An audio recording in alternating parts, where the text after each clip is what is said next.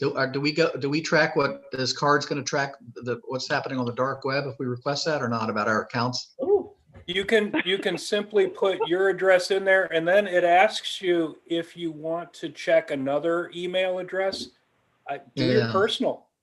It doesn't cost us anything. So, so they do that. Yeah, check your personal addresses to see if there's anything out there. I had 3 addresses I checked, and I already knew that my personal one had gotten out on the dark web. So, that's the one where I've got to. Thanks, Lisa. Where I had to change the passwords a little bit more frequently. I haven't done that yet. I need to do that. It really is a nice bit of training. And, I'll go into it a little bit maybe during my manager's report, but it really is if you remember what HRSD just went through, and it was just because of the same thing. They got shut down for 5 weeks because somebody clicked on a link. Yep. Yeah. Yep. So we're doing the exact right thing to make sure that we're all protected and that the town's data is protected. Absolutely.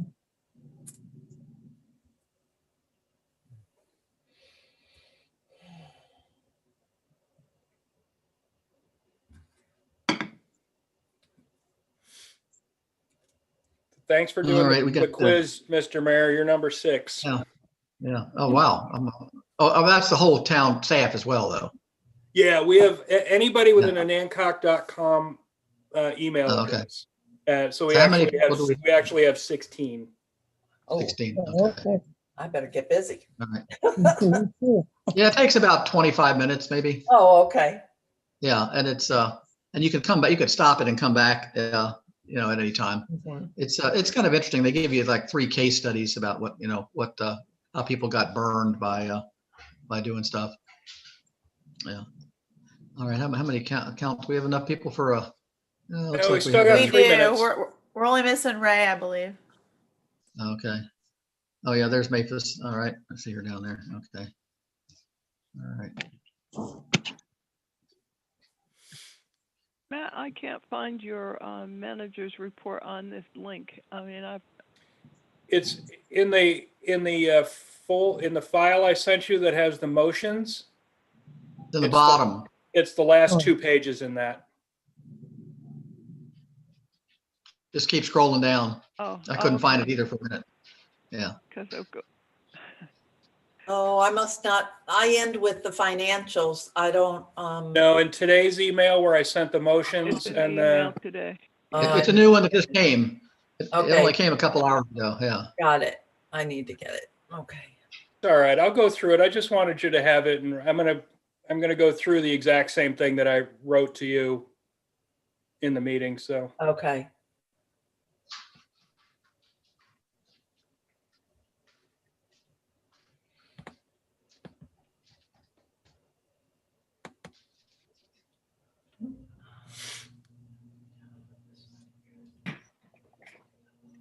Mr. Mayor, we have everyone's here now, just so you know. Okay, I got 2 minutes left. I don't know about anybody, if my clock's right. Yes, that's correct. Yeah, all right.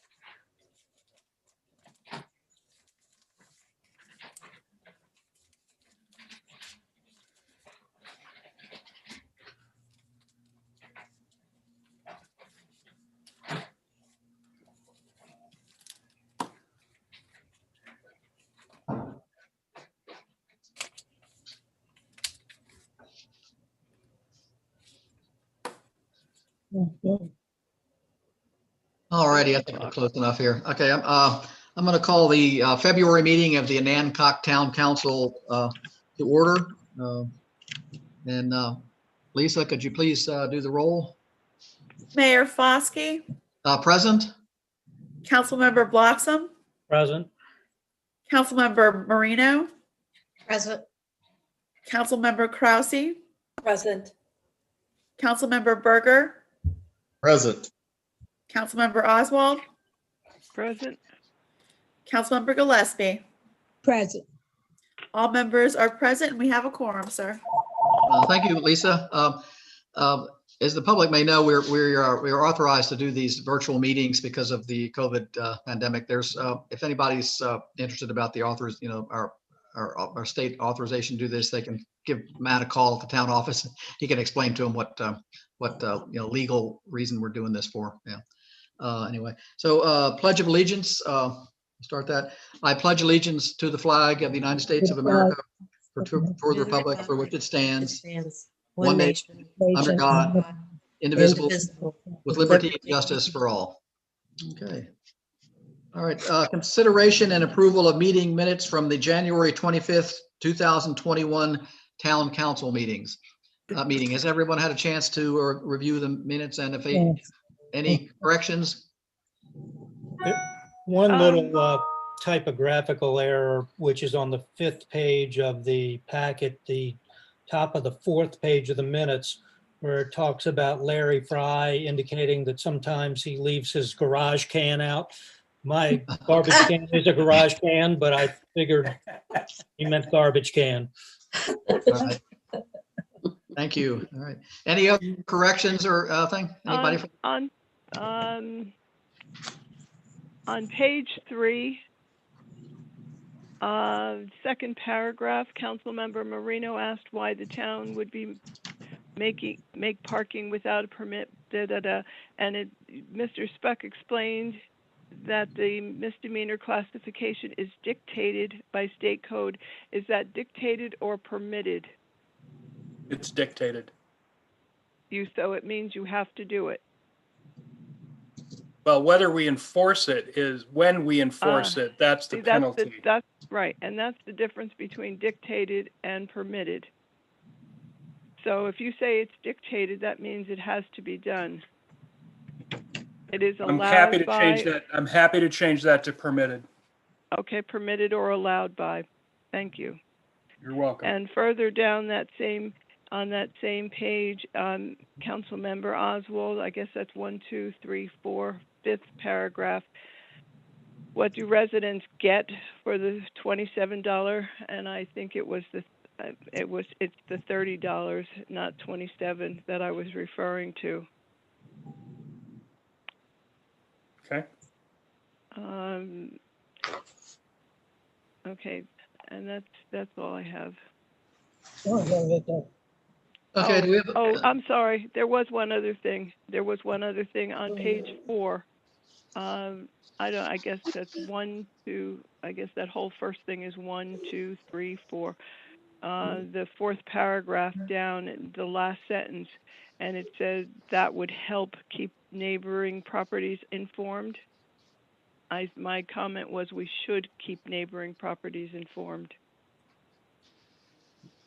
because that is not going to help. But the comment it was to make sure we do something to keep neighboring properties informed.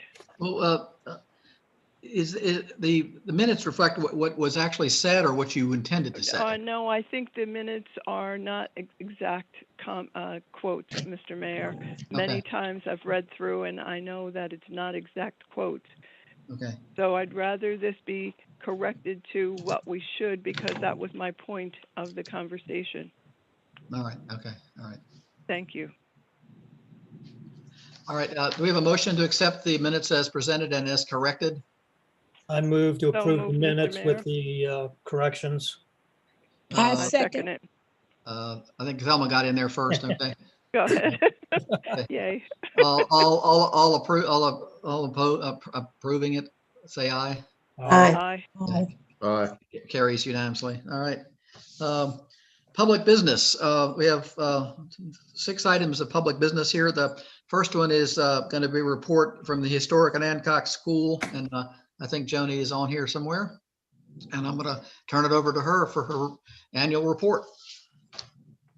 Thank you. Hello, everyone. Hello, Nice to Joni. see you all.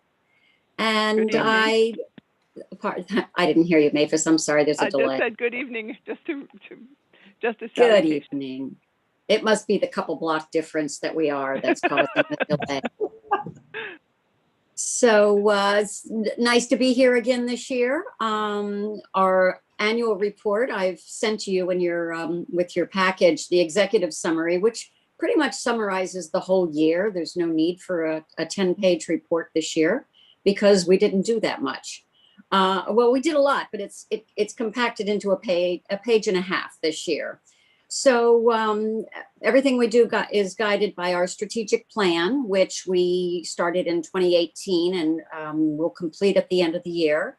And this summer we'll start on another 3 or 4 year strategic plan going into the future. Our strategic plan in a nutshell is to continue to improve the building and open space, to ensure sufficient income to cover all of our operational costs, which was a challenge last year, but we did it. And to increase our capital funds, which we also did last year. We tried to increase the usage of our building and open space for the first 2.5 months of the year, and we did pretty well doing that and had to cancel probably over 30 events that were already pre-booked when COVID hit us in mid-March and through the rest of the year. And we continue to work on collaborations and partnerships with folks in town and up and down the shore to get ourselves out there in front of everyone and let everyone know who we are and what we're doing and what our mission is. So for the building and open spaces, we submitted a grant in February, which we received $50,000 from the Eastern Shore Community Foundation. Our capital campaign, which was going to help us with the balance of the funding, was interrupted and we did not pick it up, but we're very grateful to the town for your contribution. And we got quite a few other pledges and contributions. So since the contractor was available because of COVID and we knew our building was empty, it would be perfect time for construction. We put the elevator in and it was completed and the last payment was made this January. So it is up and operational. Very few people have used it so far though. So we're waiting for the school to open again when it's safe so we can have some more events and use it. And we'd love for everyone to come and try it out and see what we've done. Sorry,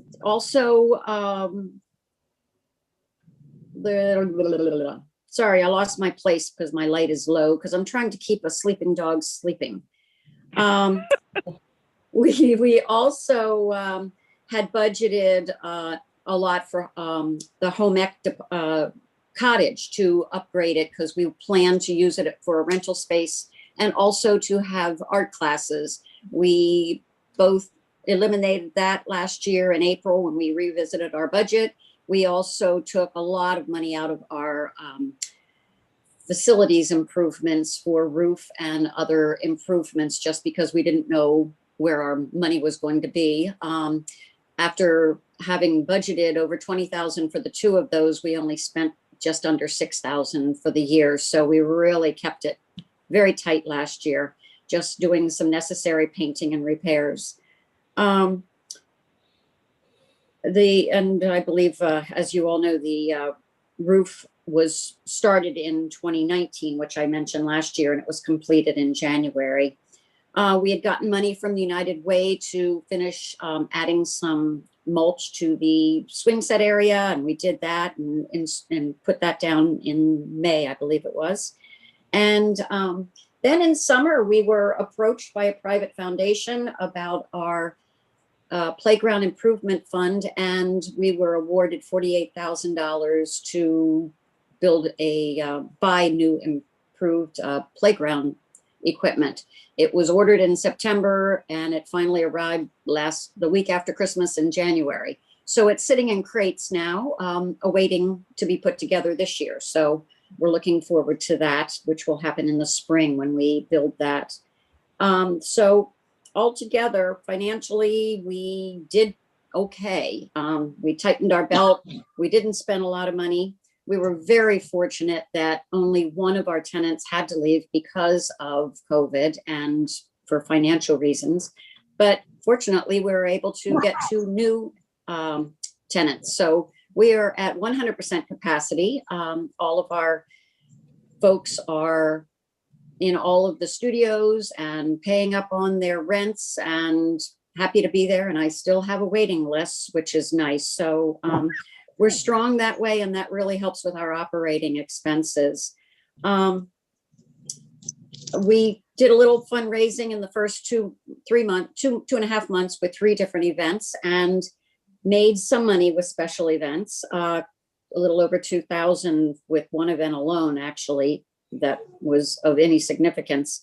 We did have over 18,000 in donations and contributions, and our $106,000 grant income was wonderful to be able to get that in a bad year.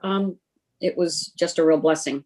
We also did apply for and got a little bit for PPP, for payroll protection. And we were able to obtain an EIDL loan, which is pretty much sitting in the bank as a backup, which we are basically using to pay off the balance of our handicapped access, since we didn't have our capital campaign. And we're hoping that we can reimburse and pay that off before we have to start paying some payments in June, or at least just bank it until things get a little bit more settled. So our net income of 7,000 actually reflects that EIDL and some unused grants. So we really kind of broke even and are not below water, which is very nice. We had 137,005 at the end of 2020 in our bank accounts. Some of that has gone to the final January payments for the elevator. As I said before, all of the studios are rented. Well, we had over 8,000, close to 9,000 people recorded in 2019. We had about 1,200 people who visited in the first 2.5 months of 2020. And then I think we stopped counting because our doors were locked. But all of our tenants use their studios. They are meeting folks by appointment. And it's working out really pretty well for them. They're all doing their business online and doing as much as they possibly can with the pandemic. And I really support their resiliency and the way everybody's had to turn around and learn new things in the new world. Looking ahead to 2021, we are planning a few events, the first of which is an outdoor 5K with some family-friendly activities for kids. It's going to be April 3rd, and I invite all of you to come, participate, bring your friends, volunteer, also looking for sponsors. So it's going to be a fun event. And if any of you are not on our email list, I'm happy to send you all our newsletter with information, or you can log on to www.historiconancockschool.org. Our new event's called the Creekside Crawl, and it's going to be all around Onancock. So I hope it'll bring new people to Onancock as well and show off our town in early spring. We do plan to do a little bit of work on the home ec cottage as much as we can to get it up and running. So maybe we can have some outdoor art classes this summer, possibly a kids camp with a few of our artists in a separate room that has outdoor, that's close to the outdoors. So we're looking to do a little bit of that. We do have roof repairs that are ongoing. And so our roofer is giving us an estimate to do a little bit more of the just coating. We need a $500,000 roof, but Matt and I are going to talk about that, aren't we? Yeah. So, at some point in time, we're hoping for September, we'll be able to celebrate a lot of the things that we accomplished this past year. Our Love Works has not had a proper celebration. We do have a number of people who are taking their picture and climbing on it and posting pictures, which is fun. It is listed on the virginia.org, which is the Virginia Tourism website. And so hopefully more people, when they take trips this spring and summer and fall, will be coming to Onancock and having their picture taken in front of the Onancock Love Work sign. We also need to have a ribbon cutting for the elevator. And of course, the playground will be finished by summer, so if not before. So we're hoping to have a big celebration in the fall outdoors and look forward to the future. And other things going on this year, we have 3 new board members joining us at various times throughout this year. One in January, hopefully one later this month or March, and another in June. So we're excited to be growing that way as well. And that's pretty much the scoop. And love to invite any questions. Or I have a question, Joni. Yes, Joy. First, I want to thank you. You truly, excuse me, you are the heart and soul of Historic Onancock School. And thanks to you, it is thriving. I know you're going to try to bring the home ec cottage back. What is the building beside the home ec cottage? That is a building that needs to be taken down. It was the shop building for when they did shop back in the 50s and 60s and maybe early 70s. It is not as well constructed and it is sustained some damage. Actually, just in the past day, I've heard from someone who is interested in salvaging some of the wood, which might make the demolition a little easier or a little less in the the cost to cart it off. But right. It needs to come down, and it's another topic of conversation that I plan to have with Matt tomorrow at our meeting. We're all scheduled. I'm ready for you, Joni. All right, I'm ready for you too. If I recall correctly, Joni, we had a tear down on Watson Street, and it was quite reasonable. It was. Yeah. I'm thinking, correct me if I'm wrong, $4,000. That's correct. Yeah, this building is a bit larger and the tipping fees are a bit more, but I'm also trying to work with the Department of Emergency Management because it is a risk during high winds, and they've got a grant for mitigating during storm damage. So I'm trying to work with them on that. In addition, I'm going to work with the same contractor that did take our building on Watson Street down and find out if he can, sharpen his pencil like he did with that building. So there's a few things that we're actively working on because we all know that that's a safety issue. Okay, great. Thank you. All right. Any other questions for Joni? All right. Well, thank you very much. Great, good report, and hopefully this year is going to be a great year for the Onancock Friends of School. Thanks. I appreciate it. Appreciate Thanks, what Joni. you guys do too. And I, again, thank you for your donation to help us with our elevator. Okay. All right. Moving on to the next public hearing, a special use permit for 67 Market Street. Matt, I think you. Sure. I'm glad to go through it.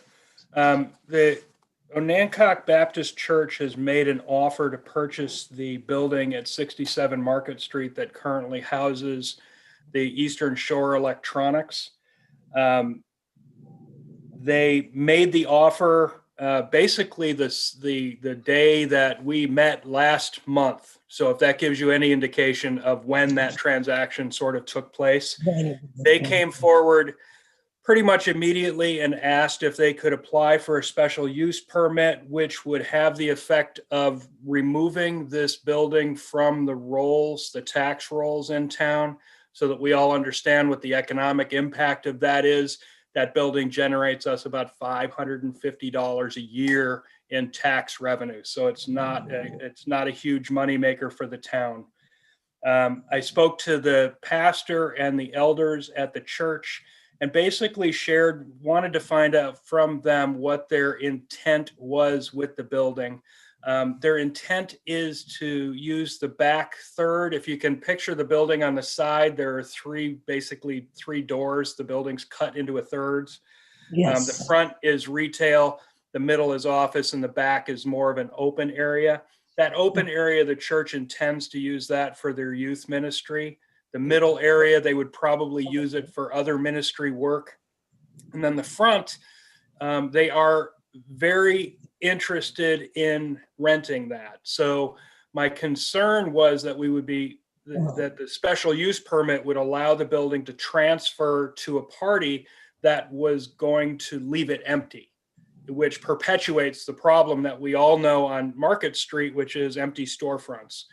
They are completely open to the idea of renting that out to a business that would enhance the vibrancy of downtown.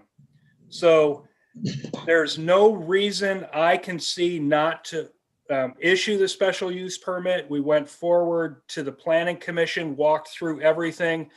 I believe Mr. Bloxham was there, and he can attest to the fact that there was no issue by any member of the Planning Commission. So because churches are allowed to exist in the B1 district, and the purchaser is interested in supporting the town and working with the town, and even allowing us a partnership with a parking arrangement so that the parking may be available to the public when church events are not taking place, which really does help the town.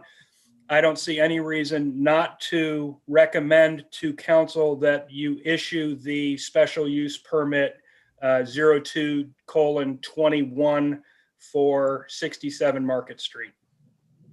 Matt? Yes. Hold on a second. I didn't open this is a public hearing. Let me Yes. formally All open right. the public hearing. Okay, public hearing is now Go open. Okay, go ahead, Mavis. My question is, the front of that property would be used for retail use and profit.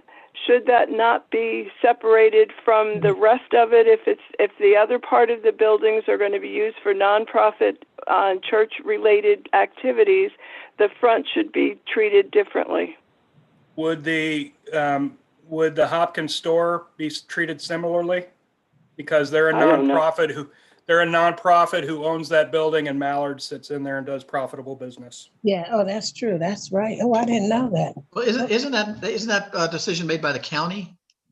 No. As far as what? Whether they're assessed real estate tax? Well, the county assesses their own real estate tax. The town also taxes it for real estate tax. So this would remove it from the town rolls. But We don't, obviously, but we don't. Is Mallard's removed from the town taxes? I'm sorry, I didn't hear your question. Is that restaurant property removed from the town taxes? They do not pay town tax? The Eastern Shore of Virginia Historical Society does not pay town taxes. I think, Lisa, can you confirm? I think you and I talked about this last week. Yes, that's correct. The Historical Thank you. Society does not pay real estate taxes on that property. The restaurant does pay personal property taxes for the business. Right, yeah, right. Right, which is on the equipment inside the Oh. building, but the building itself doesn't generate. But This is a very muddy area to me. And this Yeah. is very, Okay. doesn't the county send you the tax bills, and then they're the ones that you have to apply to the county to get tax exemption?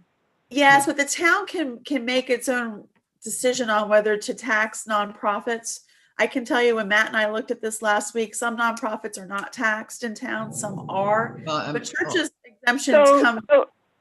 do we need a consistent plan? Because you can't say some are, some aren't, and it's not correct to say that this is and that isn't because. There's a no because. It is either yes or no. No, I agree with you. I didn't realize that there And was. you're exactly right. We're going through the analysis of which nonprofits in town right now are paying real estate taxes, and we're going to come forward to council to let you know that we're going to need a much more clarity in our zoning, and we're going to have to get right with those organizations.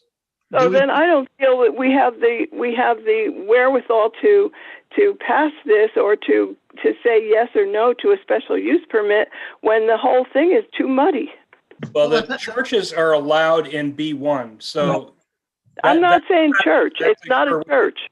It's Well, church activities in the back and There's- retail space in the there- front to be Right, rented there for. is no retail space in the front. It's That's- going to remain empty It's going to remain empty? until I thought such a that was the time whole as point. until such a time as there's a tenant. It's going to remain empty. Of course, but that's not the same thing. I mean, it's an entity that can be rented out for profit. So that's a separate issue in Exactly. my It's mind. not part of the zoning thing, Mavis. It's not, we can address that issue later, but they're requesting a zoning change.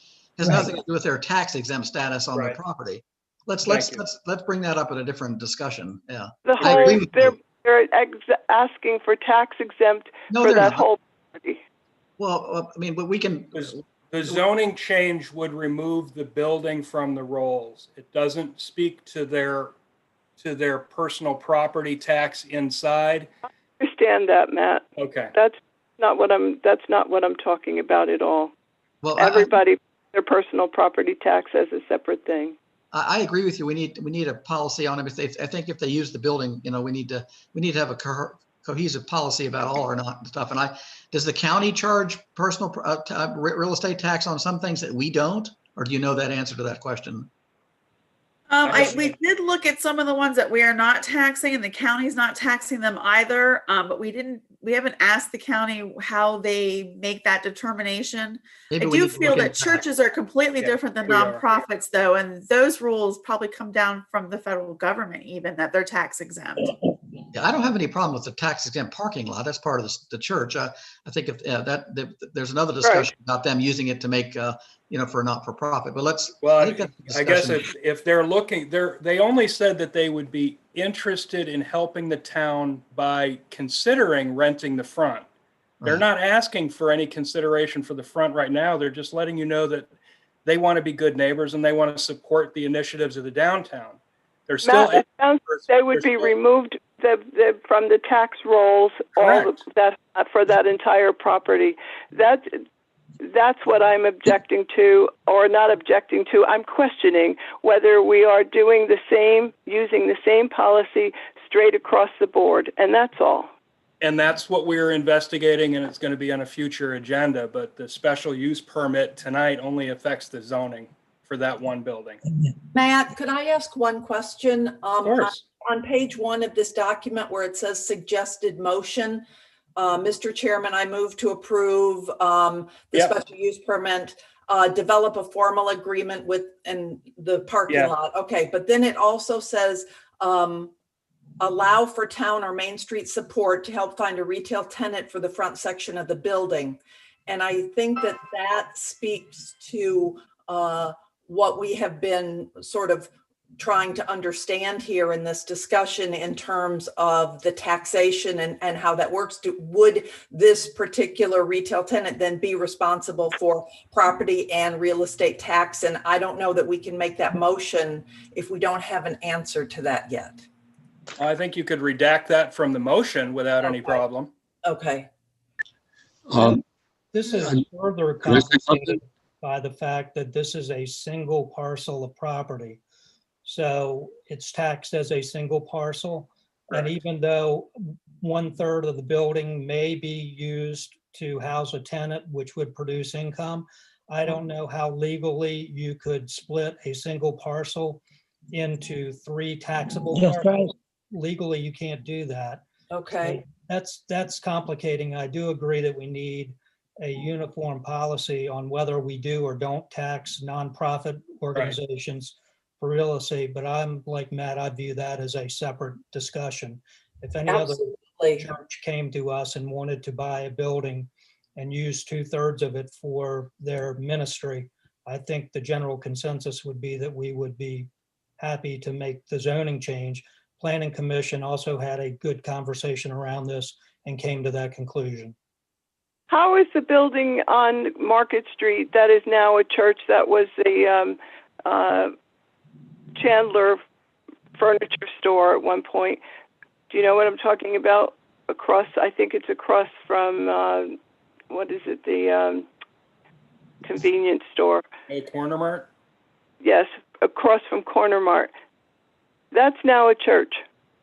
That's being. Yes, but they're renting that space, Maphis. They I don't own understand that. That's exactly my point. They're renting that.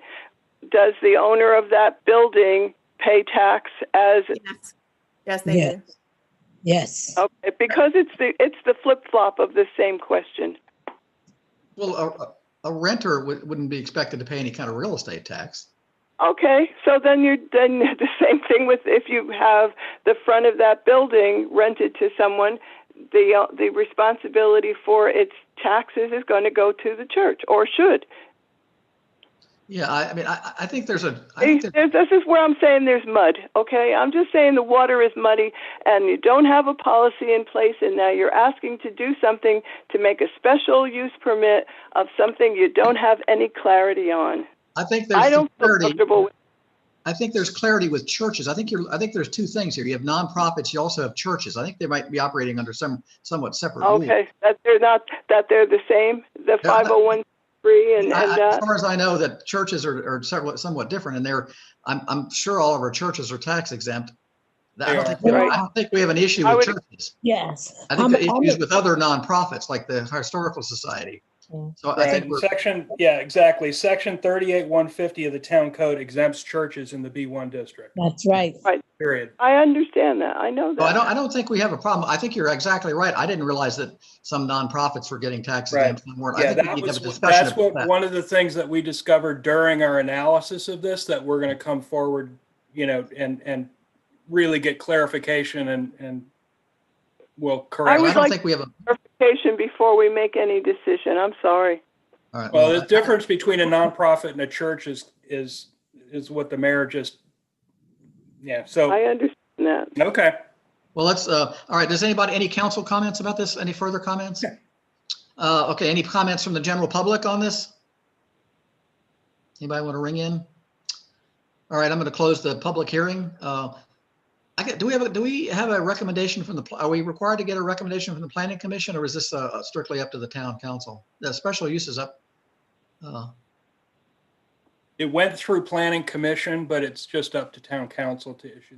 I mean, we did it, and the planning commission did endorse it. That was because I mean, I like for okay, all right.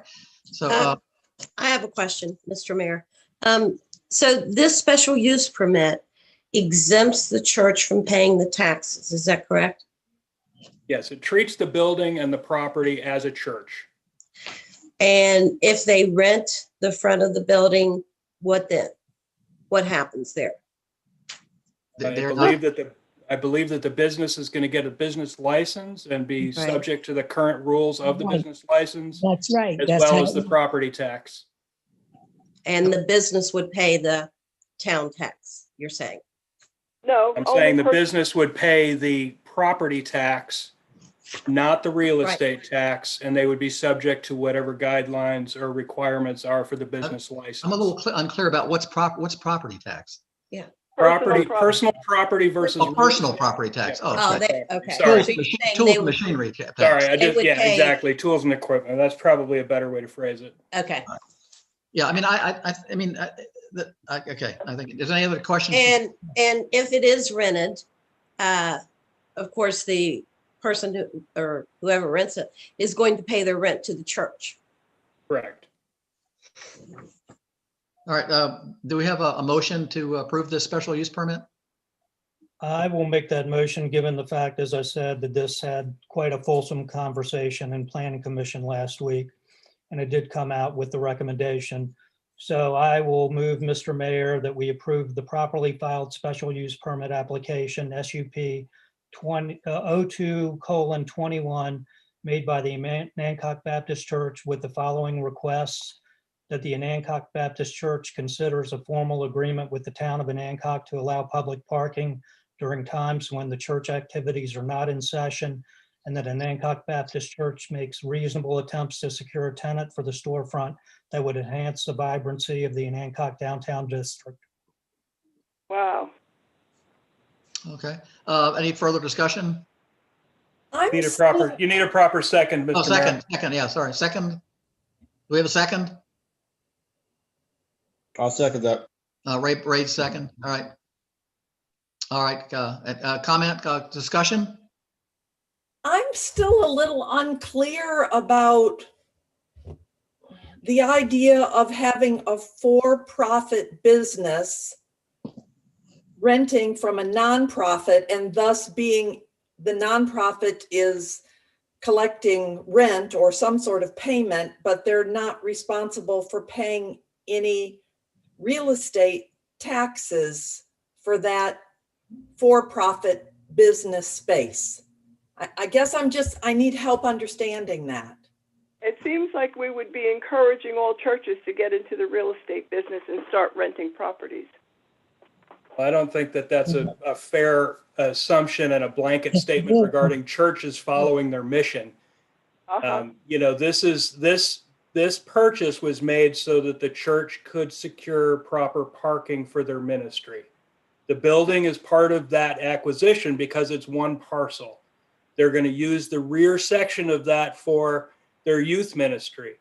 If the town doesn't want them to rent it and they want to leave the empty storefront up front, then redact that from the motion. They can leave the empty storefront there, and they can use the parking in the back of the building, or however much of the building works for their organization. Well, doesn't it sound like blackmail? It's not blackmail. I'm just saying you can redact it from the motion. No, I guess in my thoughts are sort of looking beyond this particular special use permit application, and just thinking more in general terms as far as the town and what is taxable and what is not. And I guess that's where I'm still just a little bit unclear. I need a little bit of help understanding that. Has this sale been completed, or is it contingent upon the approval tonight? Well, I believe it's contingent because the church needs to be named a church. It's right now, it's not church property. They need it exempted in the B1 district to be considered church property. And if we do not approve it tonight, then the sale does not happen. Is that what you're saying? I can't project that, but. Could I say something? This is hypothetical, because I know a situation where a church is a church, but they have a Bible store in the front of the building. So suppose a Bible store opens in the front of this church, this building that the church is buying. It now becomes the same thing. It becomes nonprofit also. So you really can't say, you can say if a private business go in there, we can charge them all the personal property tax that needs to be charged against the building, but you can't turn around and charge the church for that company being in that building, because they may stay in there 6 months or they stay in there a year. We went through all that trouble only for that building to be back empty again, and now the church has lost the money that they're getting for rent for that building that they could use to help someone else. Suppose somebody get burnt out and the church helps them to get back on their feet. That's nonprofit. I have been a trustee at my church for over 20 years. So I know just basically what sometimes that people do, you know, when they like in the case, like I said, in the bookstore in the front of the church of a fellow church in Pocomo, he doesn't have to pay taxes, because he uses the money that goes in the treasury of his church from that bookstore to help the neighborhood. So the way I'm looking at it, one hand ends up washing the other. We're getting to use all that parking space, especially once this pandemic is gone. We'll get to use all that parking space again for nothing, because the church is going to be responsible for keeping it up. You know, not us, the church. So, and in exchange, they're going to be renting that building out, using that rent money to put in their treasury, their 501c treasury, to help somebody. Even if it's only somebody in their own church family, they're going to help somebody with that money, because that money doesn't belong to any one person in that church. Well, the other point is that we can't split the property up. If the church uses 1/3 of the front of the building, we could basically only charge them 1/3 of, then they got the parking lot. How are we going to figure out I don't think that can be a reasonable solution. I mean, their real estate taxes could be $50 a year by the time that they're only paying $500. I mean, it could be $100. It's hard to figure out. Plus, there's nothing in this motion that exempts them, that doesn't allow it. I mean, if we look into get a legal opinion, there's nothing in this motion that says that we can't come back and say, look, you need to pay real estate tax on what you're doing if you rent it out that one front third. Am I right? There's nothing in the motion that's exempting them from real estate tax. There's nothing, it doesn't mention it. It's church property though. But it is, I agree with you. But that's a state, that would be I mean, I think, I can't imagine this is the first this has ever come up across the state. I think we can get yeah. Mr. Mayor, does this motion remove the property from the tax rolls? Isn't that what the motion is about? This motion doesn't do that. It just changes the zoning, and our zoning says that we don't tax people. But if it comes back that we can do that, I think we can change there's nothing on here that says they're being removed from tax rolls. We're changing their zoning. That's good. He wanted to, the special use permit is to remove that property from the tax rolls. I wrote it down as soon as he said it. Yeah, but that's a consequence of it. Right, because that's exactly right. It's a consequence of the permit because that would be church property at that point. But if we find out by state law that we're allowed to charge churches for retail, if they operate a retail thing, there's no reason why we can't go in and charge them for that, because that's correct. Yeah, I don't see why we couldn't go back and look at this later if there's an issue with that. If we want to do that, I would agree with that. Yeah. Yeah, I mean, I think we need legal. We're not illegal. We're not lawyers here. We got the problem of. Could I say something? Yes. I don't know who's talking. Oh, Bill Phillips is an elder at the church. Okay, yeah, go ahead, Bill. Yeah.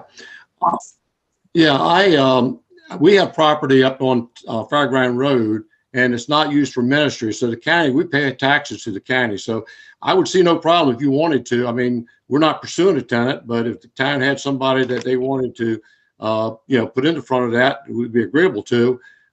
We certainly could pay taxes on that third of the building, in all fairness to the town. We do that to the county. We don't pay on any of our properties that's used for ministry, but we do pay taxes to Accomack County for that property up on Fairground Road because we're not actively using it for ministry. And I believe that's what the law says. So technically, the town wanted to charge us some proration of that, like you say. The parking lot is what we're after. That's our main interest. But if the town somehow fairly prorated that front on a square foot basis plus the parking lot value, I mean, we see actually the value of the property more for the parking area. But anyway, however, that would be a fair proration. I think the church would be willing to pay the real estate. I mean, we'd be getting rent, so we cover that cost. It wouldn't be any cost to the church. It would be in the rent. So technically, we'd be willing to pay that. I appreciate what you're saying, but I think the town is remiss in not having a clear policy. And, policy and procedure are primary responsibilities of the town. And that's very generous of you to make that concession. And I would agree to it as well, but I just feel that we are making mistakes by just putting or dealing with the current fire and not the whole blaze. What I would say is, I mean, that's a county policy now, and we do pay taxes. So, I mean, I can't see why the town, I would think you'd almost fall under that. It's a legal partnership there. So anything we don't use for ministry, we have to pay taxes on. And so I would think that could fall easily under that same requirement that the county, I mean, you could fall under that, I think, without too much trouble. All right, any other discussion, council, anybody? All right, we have a motion on the floor. I'm going to call for a roll call vote. Do we have Fletcher? What? Does that mean to do the roll call vote, Fletcher? Yes, please, Lisa. Yeah. Councilmember Bloxham? Yes. Councilmember Marino? Yes. Councilmember Krause? Yes. Councilmember Berger? Yes. Councilmember Oswald? No. Councilmember Gillespie? Yes. Mr. Mayor, the motion passes 5-1. All right, thank you. Okay. All right. I think we're, like Matt said, I think we're Thank going to look into a couple items of, Yeah. we'll certainly look into the other nonprofits. I was unaware that we had some nonprofits paying, and then we should look into what state law or county rules say. Yeah, we'll benchmark off those folks. Yeah, and then there might already be rules in place about what to do with churches that aren't using certain parts. So it sounds like there might be already. Yeah.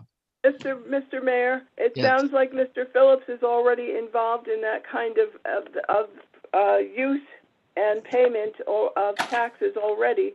My objection to this was that we have nothing in place to either honor his request to do it his way or procedure to do it across the board. Well, the county, the county may have something in place that we could follow, just adopt. Exactly. Yeah. All right. But like I said, I don't think that's going to be a problem. I think we can work that out, and we shouldn't hold up these. It's already passed. All right. Let's move on to the public hearing about Thank you very much. Thank you, Mr. Phillips. Thank you. Yes. Thank you, Mr. Phillips, for your Yeah, thank you. explanation. That was very helpful. All right. Public hearing, Town Code 36-19 to 3629, Town Wharf. Matt, you're up again on this. Sure. If you recall, in the last meeting, the council discussed this code redacting the amounts for public ramp charge and including new sections that are going to charge for town parking. And it also allows for community use of the floating docks that are unreserved for up to 4 hours. The council discussed it last month, and this month it's up for public hearing. I do have a motion in your pack if you choose to act on it tonight, but this does not call for a vote unless somebody makes the proper motion. All right, hold on a second. I've got to open this public hearing again. I keep forgetting to do that. So I'm going to open the public hearing on the town code for the Town Wharf. The public hearing is now open. Okay. So this is mostly a public hearing. Let's let the public let's get the public input first, then we can talk about it. We don't have to vote on it tonight. We just have to get public input. Is there any public hearing, any public comment about this? All right, no public comment. I close the public hearing. Okay, we don't, all right. Public hearing is closed. Council doesn't need to make public comments. So doesn't need to make comments at a public hearing. So council, do we just table, we're going to vote on this next month, or are we going to discuss it a little bit now? I would like to just ask a couple of questions, if I may. Sure. I'm looking for, let's see, it says code 1989, and there's no pages on this, so I can't really direct you there, but it's regulation of traffic and parking. Do you know where I am? It's section D. Hold on. 36-23, that's what it is. 3623? Okay. 36-23, section D. All right. Yeah, what about it? All right, my question is, parking fees shall be assessed to park any boat trailer, but it doesn't say specifically at the wharf or the marina. I've got to stop saying wharf because we've worked hard to make it a marina, but at the marina, and it says public street, right-of-way, or parking facility. I don't understand the broad description of parking there.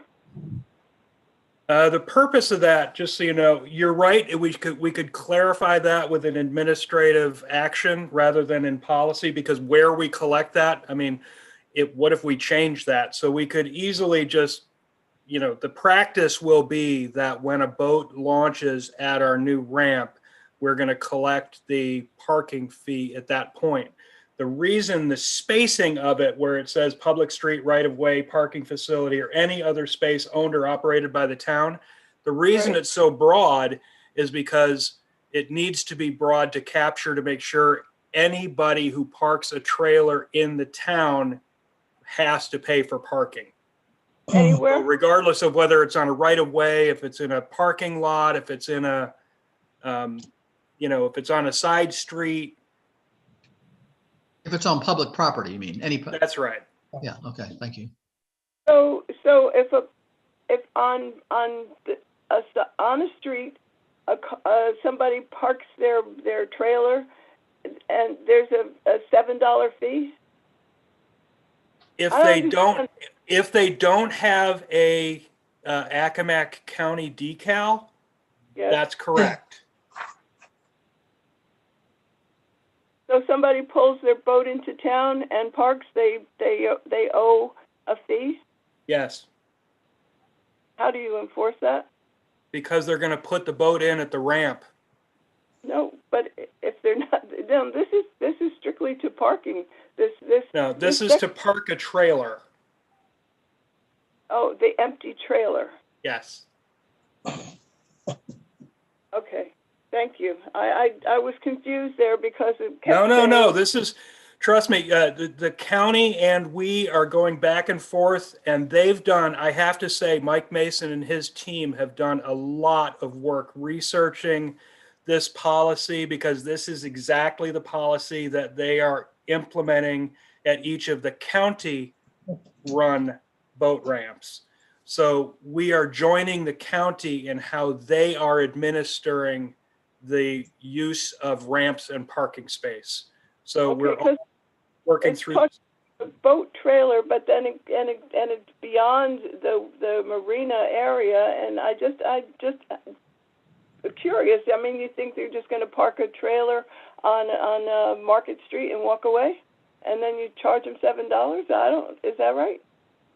Well, if they park and they don't have a parking validation for the day, then they actually receive a parking ticket, which is $75.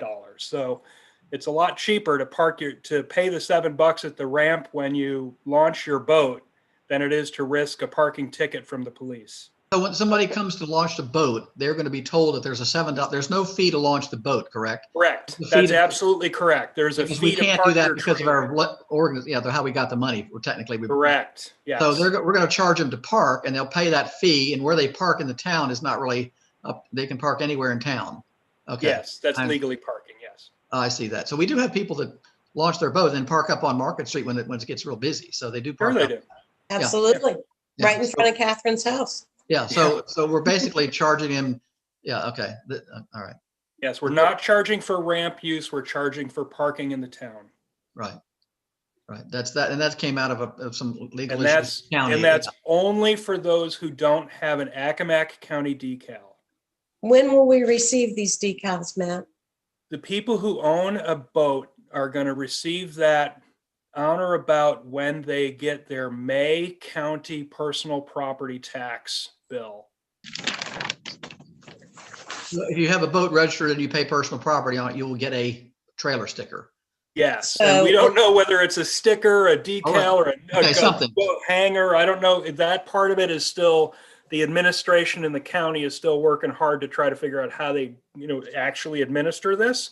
Right. But that's the concept right now, is on the tax bill that goes out for personal property. Anybody that has a boat on it is going to receive that decal. If they have an Accomack County decal, there is no charge to park in the town of Onancock. So If they do not have an Accomack County decal, there is going to be a $7 charge to park in the town of Onancock. So our decals are going to go away. Yes. Okay. All right. Thank you. So we're going to save some money. And until May, what are we doing then? Well, we're only, I mean, the ramp is going to be under construction till then. So that problem is going to be solved the old fashioned way. You just won't be able to get your boat in the water. That's what it's All right. Any other questions about this? Yeah, I do. I Okay. do. Same section, coming to J. And I brought this up before. Okay, hang on. We're at 23, section 3623J, correct? Yes. Any Okay. person Any violating person, yes. shall be guilty of a class 4 misdemeanor. Now, correct me if I'm wrong, Matt. This is in here because of code in 1989, 22-4, which was effective and then amended in 1996.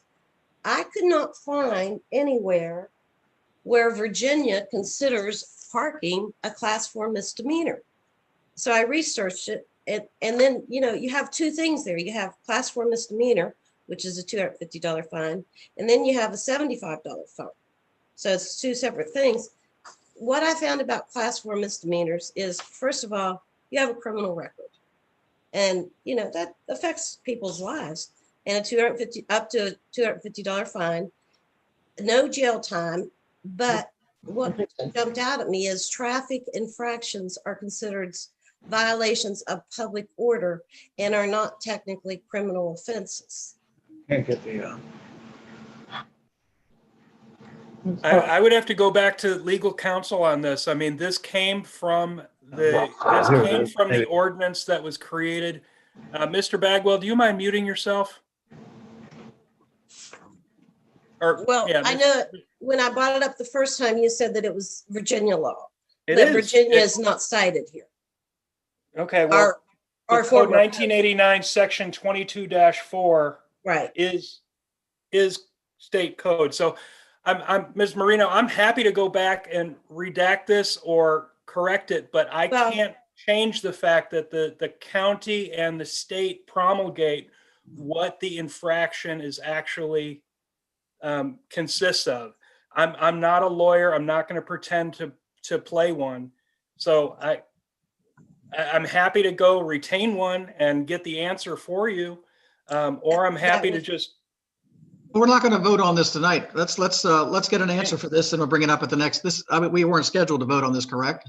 No, you're not. It's in there for convenience. So I'm happy to get the answer. Let's get this question answered. We got a town attorney. We'll ask her a question and see what it says. Yeah. There you go. Great. Okay. Thank you. May I? Sure. Joy, were you finished? I'm sorry. Yes, I am, Mathis. Thank you. Okay. Section C on that same page, loud or obscene language. Loud or obscene language. Okay. Yeah. I have a question about signage. If someone posts a poster on their boat or something, it's not loud or it's still obscene. So we had an issue where a flag was flown from a boat with what I would consider obscene language, and that to me is offensive, and I think most people would find offensive. So do you include sign or verbiage or verbal? I don't know, but I just think that we're getting a little close to a First Amendment issue here, but I'm happy again to ask counsel about that, or our town attorney rather. Okay, because if someone was standing there shouting obscenities, or even one, then you'd have, is that First Amendment obstruction? And if somebody stands there with a poster and it has obscene language on it, is that First Amendment? So those are fair questions. And how would we police it? Who's responsible for enforcing?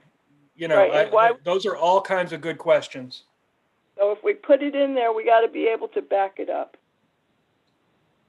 Yeah, it's a tough one. Yeah, it is. I think we'll get an opinion from Okay, so I will get just so that is everybody done? I just want to make sure I summarize my follow-up properly. No, there was one other thing I have to question here. Please go ahead. Okay, section F. Yeah. Alcoholic beverages. People can't sit on those tables and have a cocktail? That's what the code reads. I think I thought we were going to get lighten that up. We had some discussion about this before. I'm sort of opposed to that. Yeah. I mean, I just think that you're taking away the public fun part of being parked in the marina and meeting somebody in the boat next door and sitting down and saying, "Come, let's have a cocktail at the table." And well, I think maybe we redact that for anybody who's a guest of the marina. But what we don't want to do is have everybody pulling up in their pickup truck with their 12 packs. But I think that I thought we were going to talk to the ABC about this. We talked about this at a couple meetings ago, and we were going to get into. I mean, there might be some ABC rules. I mean, you're not allowed to walk down the street drinking a beer. Amen. Right. Yeah. So so there are some ABC rules that we have to adhere to. So maybe we need to find out. Let's find out. Yeah, I'm glad to. We're not being user we are being user friendly, because we have people in who are going to sit out there, and you just can't say no. You have to take that on your boat. No, I agree with you. I think it's overly restricted, but we need to follow what Right. we need to find out what the ABC says. I don't think we have a big problem with people hanging out there drinking personally, but yeah. No, I don't agree. think we do either. So Yeah. I just don't want to see it in a law here that says you're violating the law. No, I think you've got a That's good very point fair. there. Yeah, let's get those things. We got a bunch of things to look at and we'll bring it up. all right, so I'm going to look at 23, the use of the word misdemeanor and how it's classified. I'm going to look at what type of loud and obscene display can be and who's going to enforce it. And then also from ABC about the consumption of alcoholic beverages on the property. Yeah. Okay. Yeah. All right. Thanks, everybody. That was helpful. I've already closed the public hearing on that, so we're going to move on. We have another public hearing on the vehicle license information. I'm going to open the public hearing to repeal the town code 2620 to 71 and 2678 and add 16243 and 16 to 16251. So open the public hearing. Matt, you want to give a brief thing and then we'll see if any public comment. Yeah, basically what this does in a nutshell is it removes the Onancock decal process, which saves us money from printing the decals. It saves us administrative time. It saves the police effort in enforcing and writing tickets. It saves in overtime for going to court for tickets for these things. And then on the flip side, it adds a vehicle license fee to every personal property tax return for residents of Onancock who house a vehicle here in town. That's what it does. It also, by doing that, it's going to ensure that we collect that vehicle license fee from all vehicles registered in town, not just those folks who are kind enough to come downtown to buy their decal. Right. All right, let me open it up to public comment. I think the council's weighed in on this quite a bit, but is there any public comment about this? No public comment? All right, I'm going to close the public hearing part of it then, and then we can have council discussion based on input from the public, which didn't have any input. I think we need to reword section 16-251, Matt. Okay, If the let me get taxpayers- there. Let me get Okay. there. Okay, I've got it. If a If the taxpayer fails to taxpayer pay, fails to pay the town imposed vehicle license tax to town will place I think we need to work with the grammar there. okay, no, you're right. That's a little choppy. And what is a DMV stop? The DMV stop is that if somebody gets pulled over by the police for a traffic infraction, they will not be able to register their vehicle until they pay their. That's not correct, Matt. Oh, please correct me then. Yeah, no, it has nothing to do with the police. This is actually a program that the town is a part of, although we haven't officially initiated it. We're not officially. He can go in administratively to DMV's mainframe and place a stop on people renewing their license or their Yes. vehicle registration. That's it. Yeah, Thank you. that's what I found when I researched it. Thank It's a you. license renewal. Okay. Can we back up to section 16248, please? Sure. Okay, proration Nope, hang on. acquires Yeah. SITUS vehicles that acquires 243. the first line. Oh, so acquire situs, that just means that it's acquired and maintains its site within. Okay, site within, all right. And then in the next paragraph, it says proration of vehicles of the month owed. It should be, I think, of the months There will owned. be no when a vehicle refunds or is it proration of months owned when a vehicle is being removed. Now, that basically means if you move out of town, we're not going to prorate it. okay. But if you move in town, we're going to prorate it based on the number of months that you're here. Okay. Okay, and then 16251, where you were going to reword all that, I think, because how can you not pay? Because it's on your taxes, and DMV has a hold if you don't. I mean, you can't not pay the vehicle part of that, right? You cannot pay your personal property tax. Right. A lot of, yeah. You don't pay your Well, if you personal don't property pay your tax. personal property, Right, the personal property tax collection is actually an issue for the town that we're trying to be a little bit more assertive in how we collect that, because many people do the right thing and pay their personal property taxes, but many people choose not to. That's So we're okay, true. so trying if to put, personal property That's tax right. is not paid, you're not going to get your vehicle registration or whatever the next that's thing is correct. That's one of the tools that's available to us to help collect our personal property taxes. Okay. It just seems like it's a little fuzzy to me in that area to say that you can't get your if a person fails to pay the town imposed vehicle license tax, you can't not pay that because you can't separate it from your personal property tax. You know what I'm saying? Correct. You cannot not pay it. You pay your personal property tax. You can't say I'm not paying the vehicle part of that. Correct. So it's like So I'll reword that to make it a little bit more clear. Well, I guess you could send in everything but the vehicle license tax fee. But then you're not. Yeah. Okay. If you want to make a point, yeah, I mean, you could, but yeah. I mean, yeah, we can look at that. Yeah, Matt can look at that. I'll work on the clarity of that language. Sure. Right. Right. It just doesn't make sense. Any other comments about that? All right. Well, this is just for information. We're going to vote on this next. We're going to get the clarification Correct. vote next one. All right. Can I make one point for reference? Technically, decals are supposed to go on sale in March.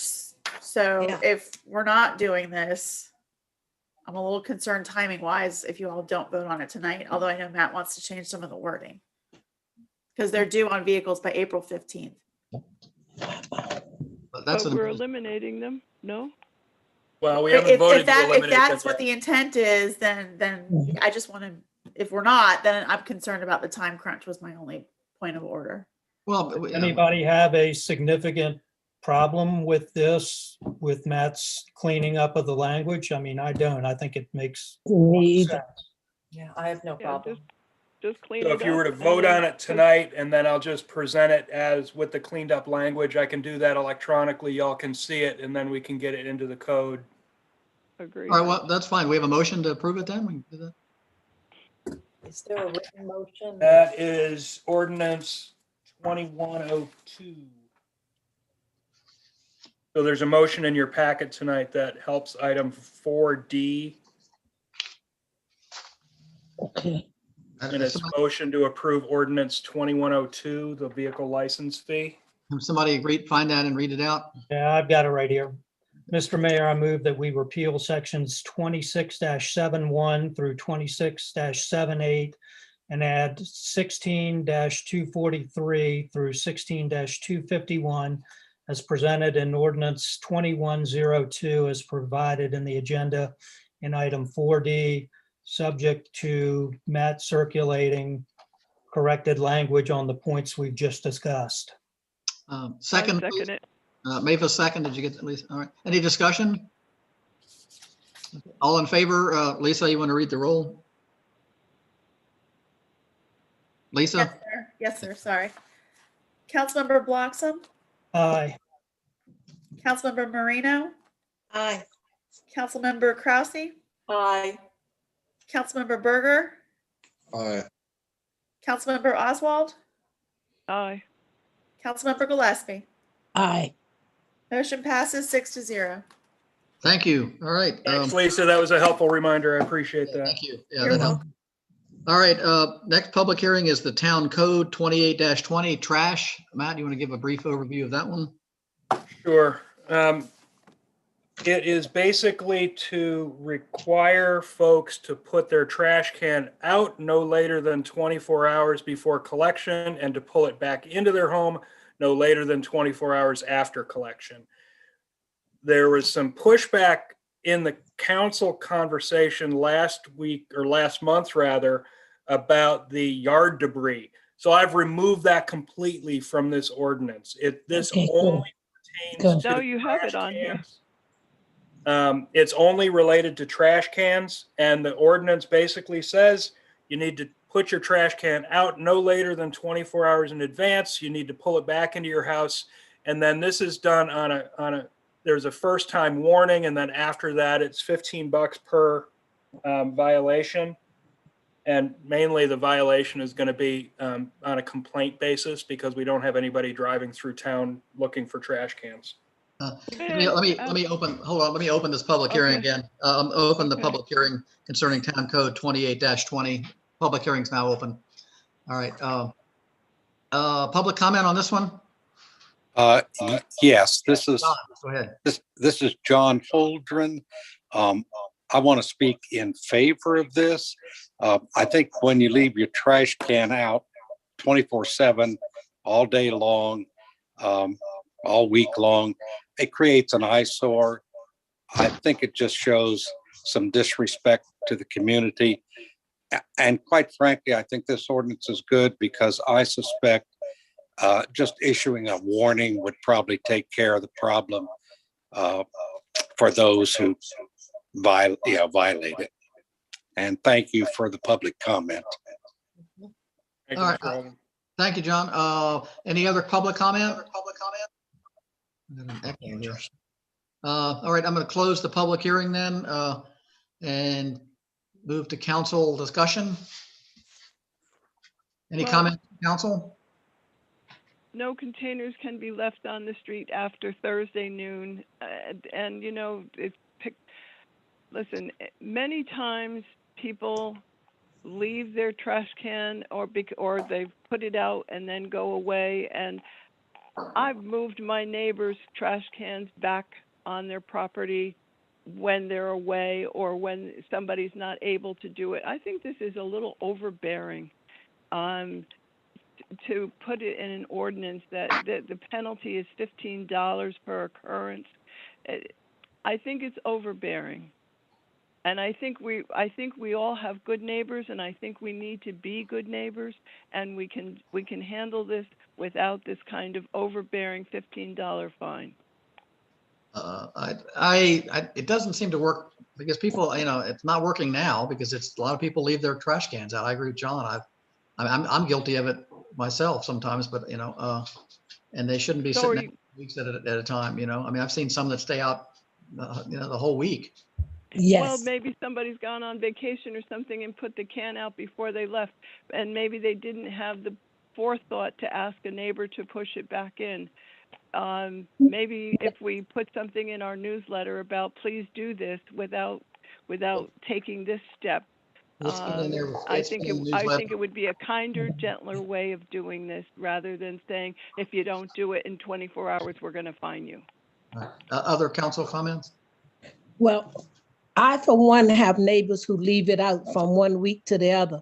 And when they have garbage, instead, they walk to the street, put their bag of garbage in that garbage can. They leave that garbage can out there sometimes from 1 week to the next week. And yes, when the garbage person comes through the next Wednesday, they're picking up garbage because they walk it from their house to the street to put it in the garbage can. That they need to pull it back. It doesn't make sense that, they're all out in the street. And when we have big, heavy winds, sometimes they even roll down the street, and you can't keep going and taking people's garbage out because after a while, they won't do it. I have a neighbor diagonally from me that we kept taking her garbage can and putting it in the back because she come out of her house every morning to go to work and leave it right there. And to the point that she would not move it. And so now none of us move her garbage, like her garbage can, because she goes right past it and she won't touch it. Come on. We don't want to see your garbage can to the edge of the road every single day from Thursday on through till the next Wednesday. I'm one to say, okay, if you don't want to listen to people trying to help you, then pay a fine and see will that wake you up. Fair enough. Good point. Yeah. Fair enough. All right. Any other council comments? I don't see how we could top that one. Very good. All right. Let's have a motion on this one. Do we want to vote on this tonight? I think we're might as well. It doesn't sound like there's any problems. It's ordinance 2103. There's a motion in your pack. Somebody want to read that out, please? I got it. Mr. Mayor, I move that we repeal sections 28-20 and replace it as presented in ordinance 22103 as provided in agenda item 4E. Do we have a second on that? I second. Thank you, Thelma. Discussion? All in favor? Roll call. I have one thing I noticed on number 2. The previous 1989 code said that the town council, after reasonable notice, blah, blah, blah, and it's been changed to town manager, but I really have no problem with that if nobody else does either, because I really don't want to be policing trash cans. No. Amen. Okay. All right. Lisa, you want to call the roll? Yes, sir. Councilmember Bloxham, Aye. Councilmember Marino, Aye. Councilmember Krause, I, Councilmember Berger, Aye. Councilmember Oswald, Aye. Councilmember Gillespie. Aye. The motion passes 6-0. Thank you. All right. And the final public hearing is the Northeast Project Planning Grant. I think this is really a formality. Mr. Matt, can you want to handle that? It's also not being run by me. Eric Lashansky should be on the line. Yes, Mayor Foskey, can you good. open the public hearing? Yeah, is Eric on here? Yeah, he is. Yes, I am. Okay, great. I'm going to open this public hearing. Eric, can you explain the reason for the public hearing? Yes. Good evening, everyone. My name is Eric Lachansky with the Accomack Northampton Planning District Commission. We are carrying out a planning grant on behalf of the town of Onancock currently, and per the planning grant requirements, we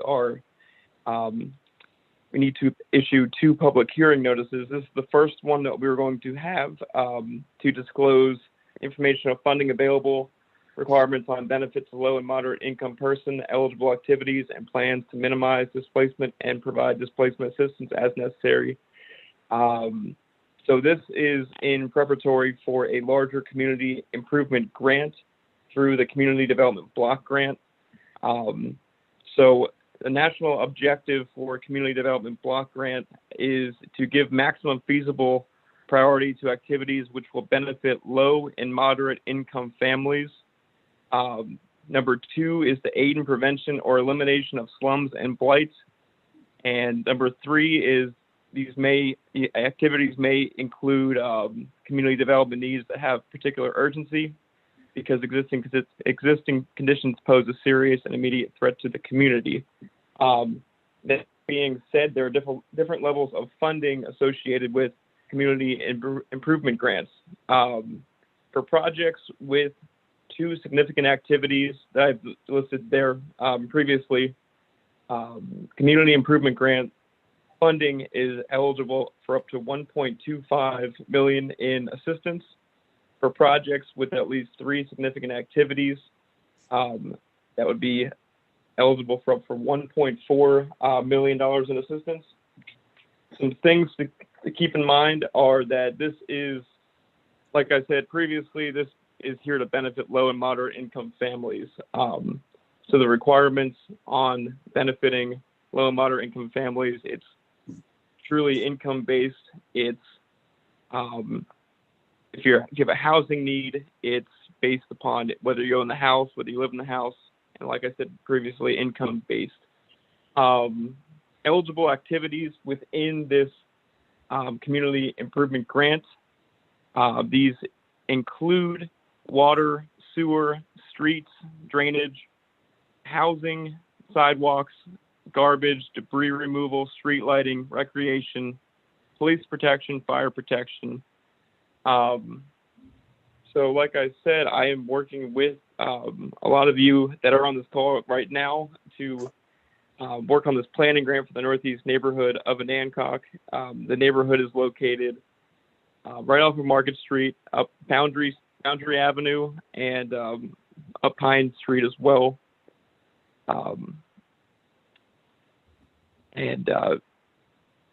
Like I said, this is the first public hearing. There will be a second public hearing per the requirements of the planning grant next month. And that planning grant will outline a draft of the application that I'm currently applying for. And it will I'll be providing a detailed fact sheet presenting the key activities and eligible benefits of the project for the public hearing and the second public hearing. One other thing to note per the requirements, I'm going to be discussing about program income money. So program income money is something that when a block grant gets funded and housing rehabilitation is underway within a project area, each applicant that is participating in a housing rehabilitation, they pay back into a program called program income money. And that is a large pot of money that is held for the Northeast neighborhood of Onancock, if we're funded, to go and help other potential housing rehab projects within the neighborhood. So how that money comes about is by something called the ability to pay, and it's based upon a 10-year forgivable loan that each family that qualifies pays into to have the improvements done upon their home. And that income money is created and retained within the community so that it will be able to be used to rehabilitate other homes within the project. This project currently, I do not see any displacement that will be caused by this project at this time with my current project management that I'm carrying out. So this will not displace any residents of the Northeast neighborhood. I think that's everything that I have to offer here tonight. If anyone has any questions. No questions from me.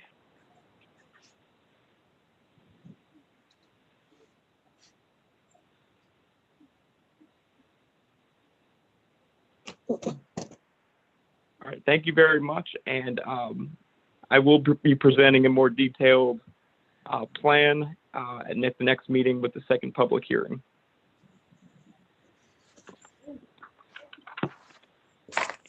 Thank you, Eric. Thank you.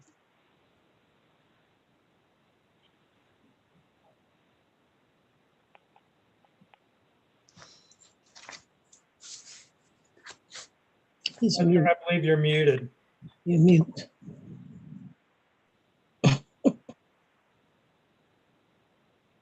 Yeah, Mr. Mayor, you're muted. I got, yeah, sorry. There Yeah. you go. Sorry.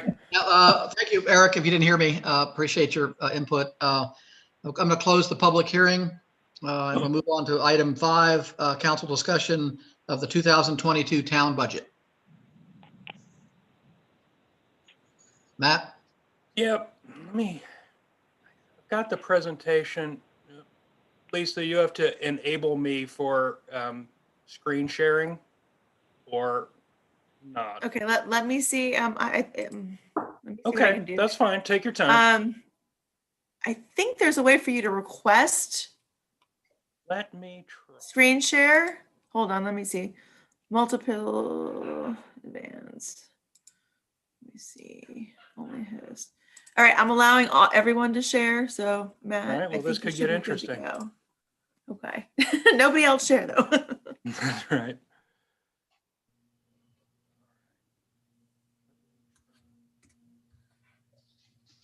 There we are. Okay, so can everybody see the main page of the budget header? Yes. Yeah. Okay, good. We're off to a good start. So the purpose of tonight's presentation is not to present a final budget. It's to start the conversation with council about the strategic direction of the budget. So the way I look at a budget is that budgets tell stories. And the question before you tonight is, what question do you want our 2022 budget to tell? The story that mine comes forward with, first of all, I'm presenting you with an absolute balanced budget. So there's nothing that needs to adjust. So anything that you recommend, we can add to or detract from this budget, and it'll still remain in balance every time we talk. So that's going to be important for everybody to understand. The messages that I've heard over the last 7 months from sitting in the chair has been that it's hard to do business or it's expensive to do business in town. One of the challenges that we've got are that we have a lot of empty storefronts. So I wanted to come forward with a budget that really screams from the rooftops that Onancock is open for business. The next thing I wanted to do is I wanted to talk about how the town communicates with its residents and businesses, and how its businesses and residents communicate with the town. And I wanted to make that easier. I also wanted to make easier to work with the town, because that's one of the things that we've heard is just, why does everything have to be so hard? Why do we make it so hard? Why are we always reaching our hands out? You know, that type of thing. So I want it to be easy to work with the town. The other thing I wanted to do is I wanted to protect some of our water customers. Our water and sewer bills are prohibitively expensive for a lot of our residents and a lot of our businesses, and it precludes businesses from coming into our town. The giant assumption that I'm making in this budget is that HRSD will indeed take possession of our wastewater treatment plant and collection system for this next budget year. So that's the overarching summary. And then with that, I wanted to make sure that we protected our most resource constrained residents, and I wanted to protect our water customers who are very heavy users. So I want to make sure that we don't hurt people on both ends of that spectrum. And then the other thing I want to do is I want to make sure that we as a town are going aggressively after non-tax revenues. There are a lot of things that we want to do to change the town, and I want to make sure that we communicate very clearly that we're looking for ways to do that that aren't riding the backs of our taxpayers. So I'm going to go through one page at a time and talk about the concepts that I put into this budget for each of these storytellers. So the first one is that Onancock is open for business. One of the things that we've seen is that some of our businesses are very heavy water users. Those would be the laundromat, the car wash, our restaurants, the new kidney facility.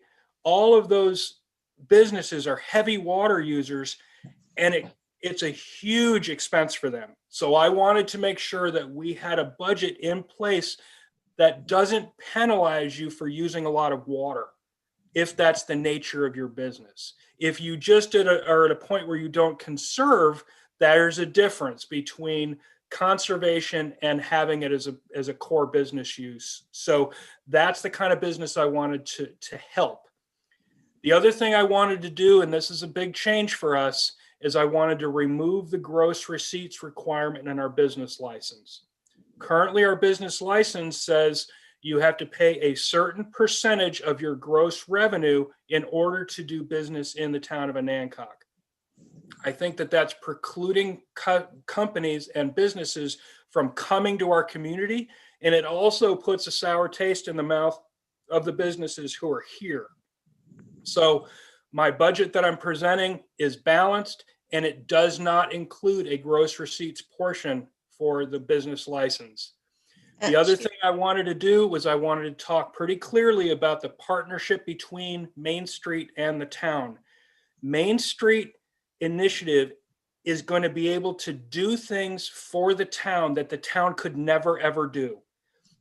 This is an incredibly important partnership, and one that we need to nurture and invest in with time, talent, and money.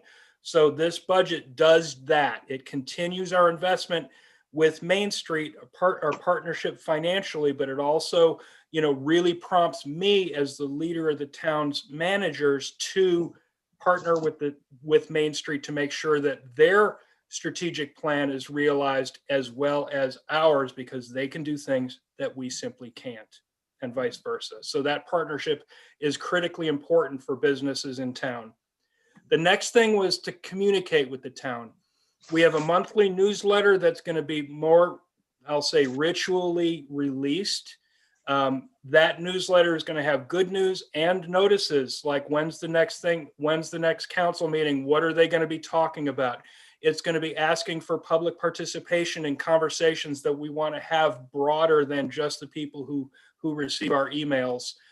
We also have a new dual directional texting capability, which means not only can we notify folks of an emergency via text message, but residents can also text message the town and say, hey, what about this pothole? Or when's the next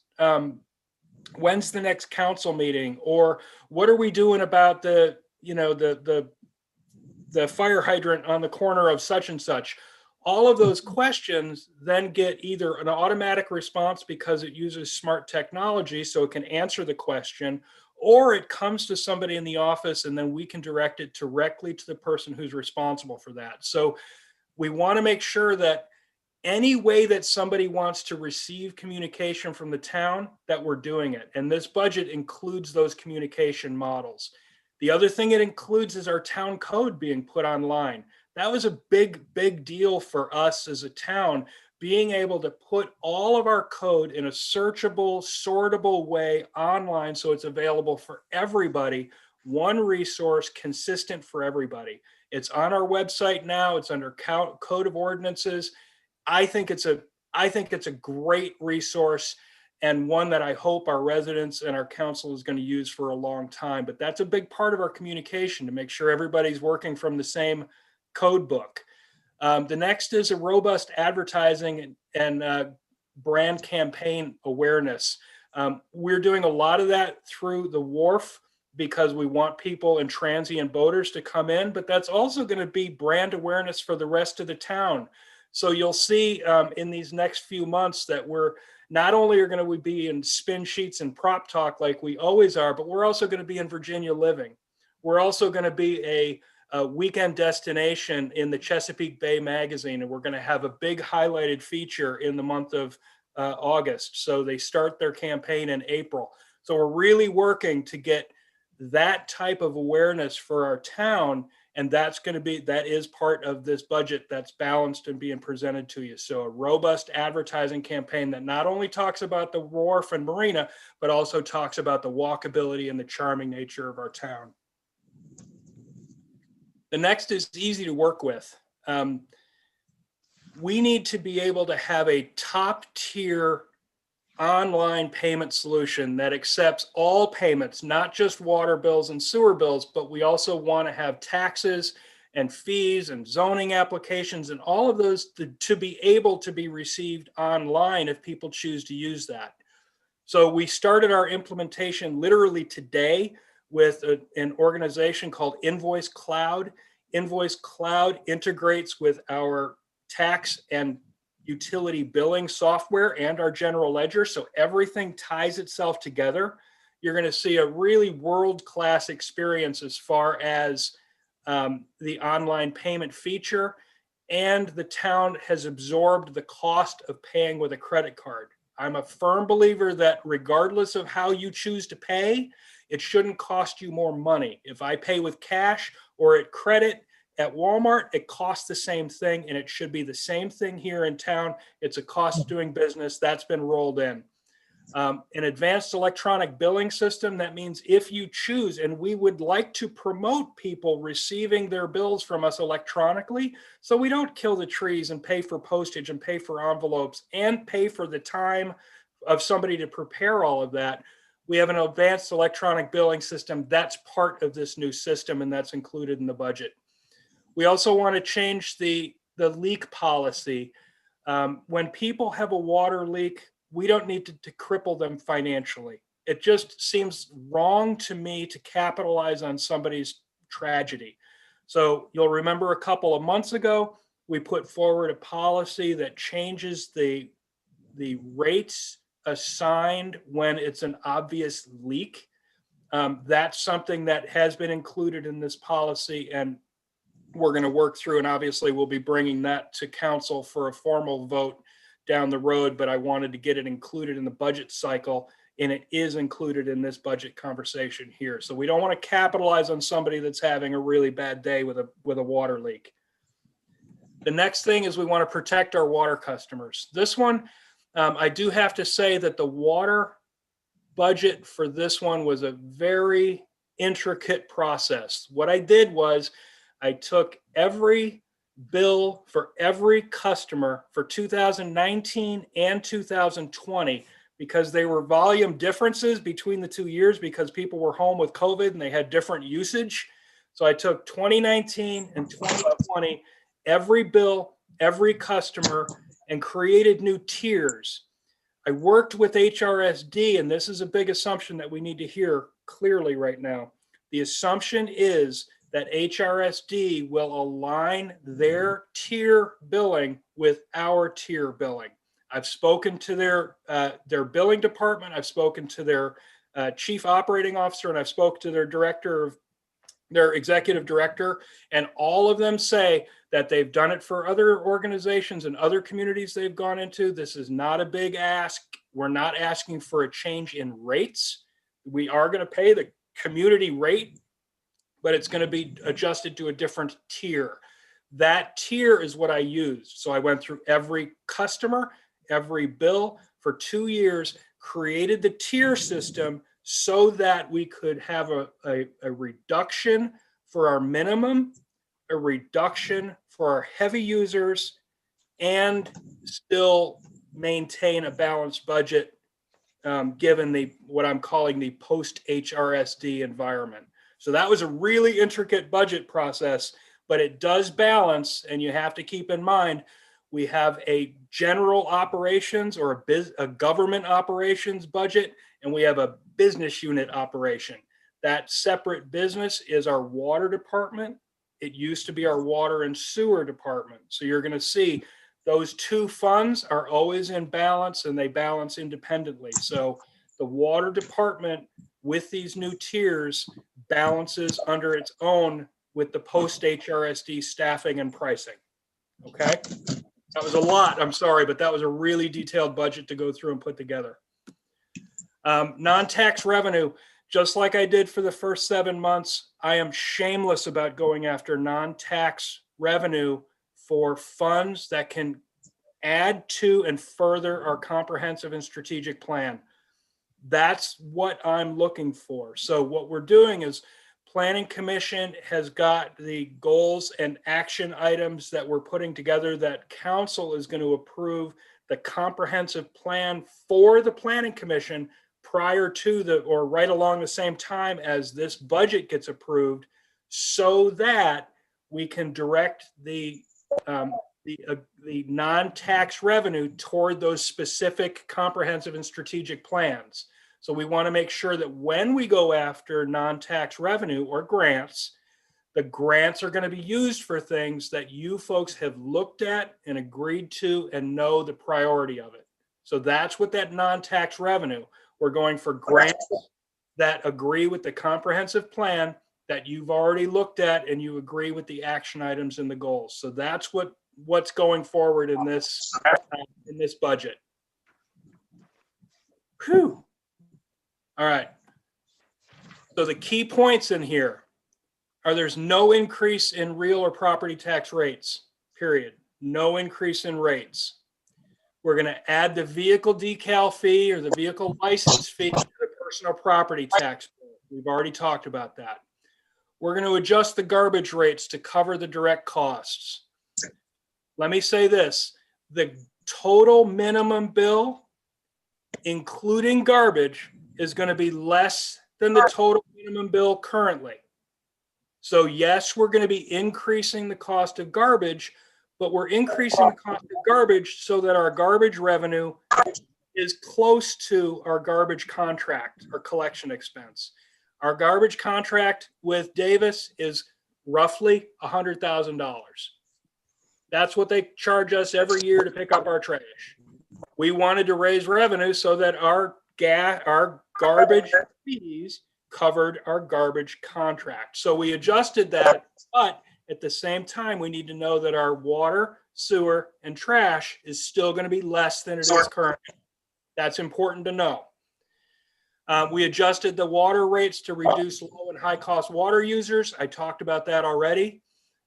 When we went through a couple months ago with Chief and looked at the police officer wages and compared them to the market here on the shore, we recognized that our police officers were underpaid and we're making market adjustments to those wages. This budget includes those increases.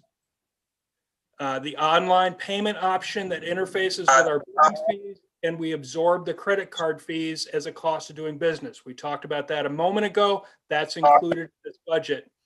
And then the restructure of staffing to post-HRSD environment. The post-HRSD environment, you have to think we're losing our director, our plant manager, and 2 other full-time employees to HRSD.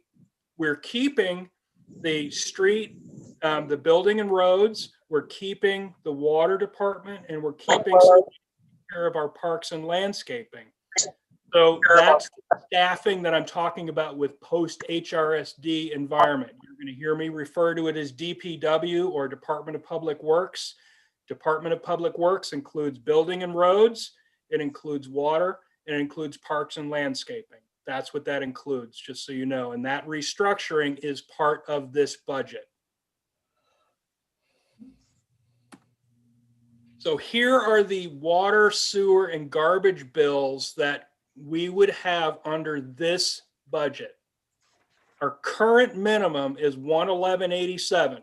That includes sewer, water, and trash. If I were a 1,000-gallon customer post HRSD, my proposed budget is for $103.68, or 7% less than our current. So that means our low users, our fixed income folks, anybody who doesn't use that much water is going to get a 7% reduction in their bi-monthly bill. For 5,000 gallons, it's right around the same, $6 less, but it's right around the same. For 10,000 gallons, those are the folks that are in that sort of heavier user, but not businesses that are dependent on water. And they are basically flatlined, if not a little up. And then if you're a heavy water user, meaning 50,000 gallons or more in a billing cycle, currently you pay $1,600 and change every other month. This would be $1,300 and change every other month. That's a 16% reduction. So you can see that the concept that we protect our most resource constrained and our businesses that require water to do business, we've protected both of those and given them nice reductions. Everybody in the middle sort of stays the same. By doing that, we also cover our water bill, or we cover our water department. It's perfectly balanced. We cover our garbage dollar for dollar. We raise what we spend. And then HRSD's rate is based on their current community, small community rate at the tiers that equal our 3,000 gallons every other month. I know these are a lot of numbers. I apologize. I'm going to be able to answer any questions you want, but next, this is the actual budget. Year over year over year over year, this is what our budget has looked like and where we are today. The budget, you can see it's balanced by government activity. It's balanced by special revenue. That's the grants. It's balanced by business activity, which is the water. And then in total, obviously, it's balanced. You can see that it's up slightly dollar for dollar than it is this year.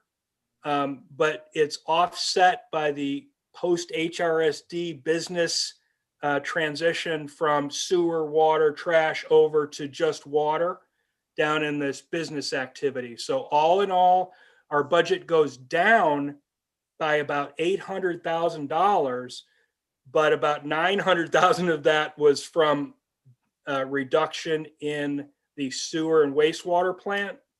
The increase is predominantly those things that I talked about: police wages, absorbing the costs of the credit card fees, that type of thing. So all of that being said, I'm not going to sit here and camp on these numbers. I'm just going to say thank you and then open the conversation to find out what story you want your budget to tell for 2022. All Are we right. there? Yeah, thank you, Matt. Let's go around. Let's go around the council and make comments. We're going to have a lot of bites at this budget, but I think so. What do you want from us, Matt? Just some ideas about, in general, I'm looking for is strategic direction. Is there something in that I've presented that you're saying, no, that's the wrong direction, or we want to do more, or we want to do less, or, hey, I thought we were going to do this, or wait a minute, you forgot about this. Okay. That's what I want council to think strategically, not dollar for dollar. My job is to balance this budget. You tell me what you want, and I'm going to present a balanced budget. I just need to know what you want. All right, well, let's go around and yeah, we'll start. I'm just going to pick the first person, Catherine. General comment. I guess we don't want to get into the super minute detail about everything right now. We're going to have another crack at this at the work set, right? Yeah, but several cracks. Yeah, general things. Catherine. Well, I really like the way you've presented this, Matt, because I think it is about telling a story and having a vision for our town. And I've been on the council for 6 years, and I think this is the first time we've had the opportunity as a group to really have this conversation. So I appreciate very much you putting this forward. And in terms of the vision that I see, I love the idea of revenue that is not driven by someone having to pay a higher tax. So I think that that's fantastic. Anything we can do promoting our wharf and promoting our town in terms of being a business friendly town, to me, those are the two areas that I would really like to see us continue to focus on as we work through the budget. So again, thank you for this. All right. Thank you. Thelma, are you there? Thelma, you're muted. You can hear me? Thelma? He's gone. Let's get Thelma. I'm here. Okay. I was muted. You're right. I was muted. This is on the budget. This is my very first time, but I like the fact that Matt he worked it out so that no taxes were raised. What it seems like that Matt has done is he did it not for the town, but the people in the town, because everything works out for our good. I mean, we're losing our sewage workers and all, but he allocated money in other places. He didn't have to raise anything. He just balance one thing against the other. And to me, this is amazing, because I have heard many budgets in these 27 years that I've been back in Onancock, and none have sound this smooth. I don't know what's going to happen between now and May or March, whenever we vote on this, but this is almost perfect. Well, thank you for that. Thank you. All right, Bob, I think you're next up. Check's in the mail, Ms. Gillespie. I would echo that sentiment. I think the presentation here is phenomenal, and I can't offer up any other suggestions with regard to priorities, because I think Matt's done a great job in capturing the conversations that we've had over the last 7 months since he's been in the seat. Admittedly, I just spent some time on it this morning. I want to dive in more deeply. I don't see anything that jumps out at me as being a red flag at all. If anything, I'm pleasantly surprised that all of the initiatives that Matt's proposed can be handled without a tax increase, because I'm a huge proponent of not balancing the budget on the backs of the residents. And I also love the fact that this cut, really looks hard at helping those who are most in need, either financially constrained or heavy water users. So between now and next month, I will dig in deeply and probably will rely on Matt and get together with him and try to understand it better. But I think it's a great first crack. All right, thank you, Bob. Joy, you're next. Yes, I also agree. It's nice to see a budget where there will not be any tax increases. The only thing that I do have a couple questions, but I'm sure we'll have time to ask those later. One thing I noticed, Matt, was you had Onancock is open for business, and I, thought maybe we could put something in there where it's also a great place to live and work. And this is personal, I know, but the state that I formerly lived in, the governor put up signs entering the state said open for business, and the residents complained so much you had to take them down. So I just personally bring a little to that, but I think that's a good thing that we are open for business, but we could also be open for a great place to live and a great place to work too. All right, Mavis, you're next up, I think. I have no comments at this point. Thank you. And Ray? Ray? Right, good evening. Something I talked about with Joy earlier, she brought to the attention.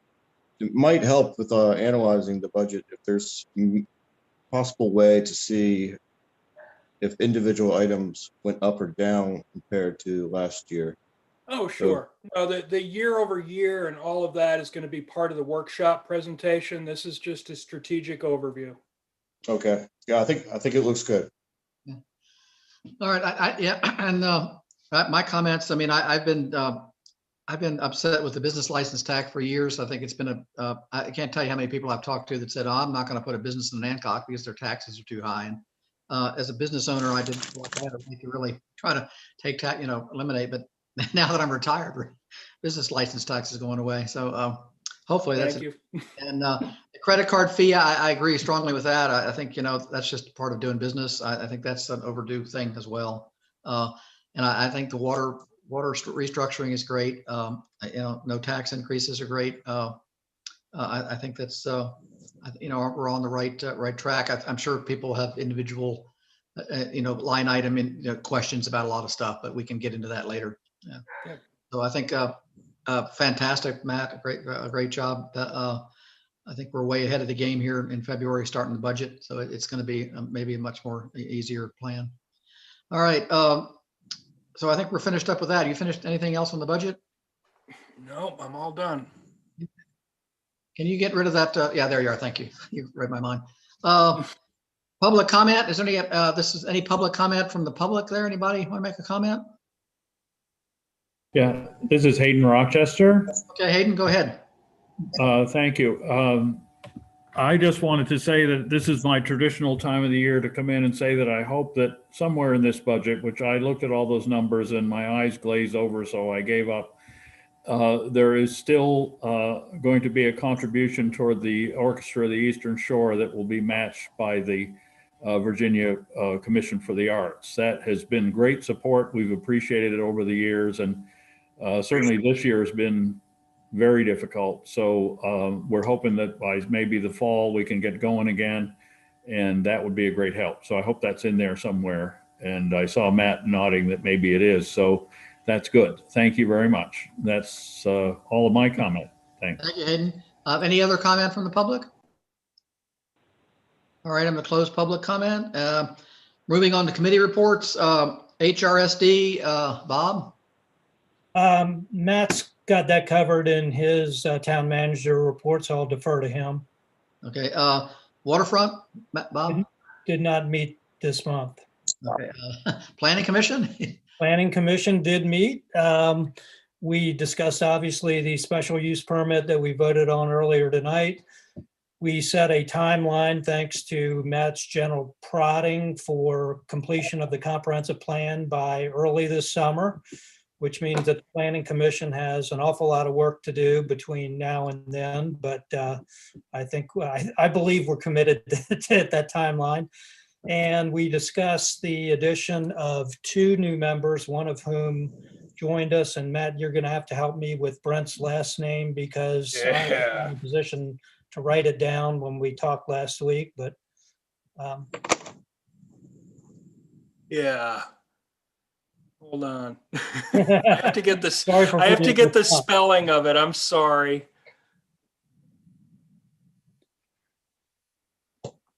While he's looking, the second individual was not named, somebody with whom Judith had spoken. Judith was going to follow up with that individual to get their hopefully their commitment to join the Planning Commission, which will put us at our full complement of members. So are you going to come forward with recommendations to appoint these people? Yes. Okay, at the next meeting? Apparently it's going to be at the next meeting. Okay. You want your video on?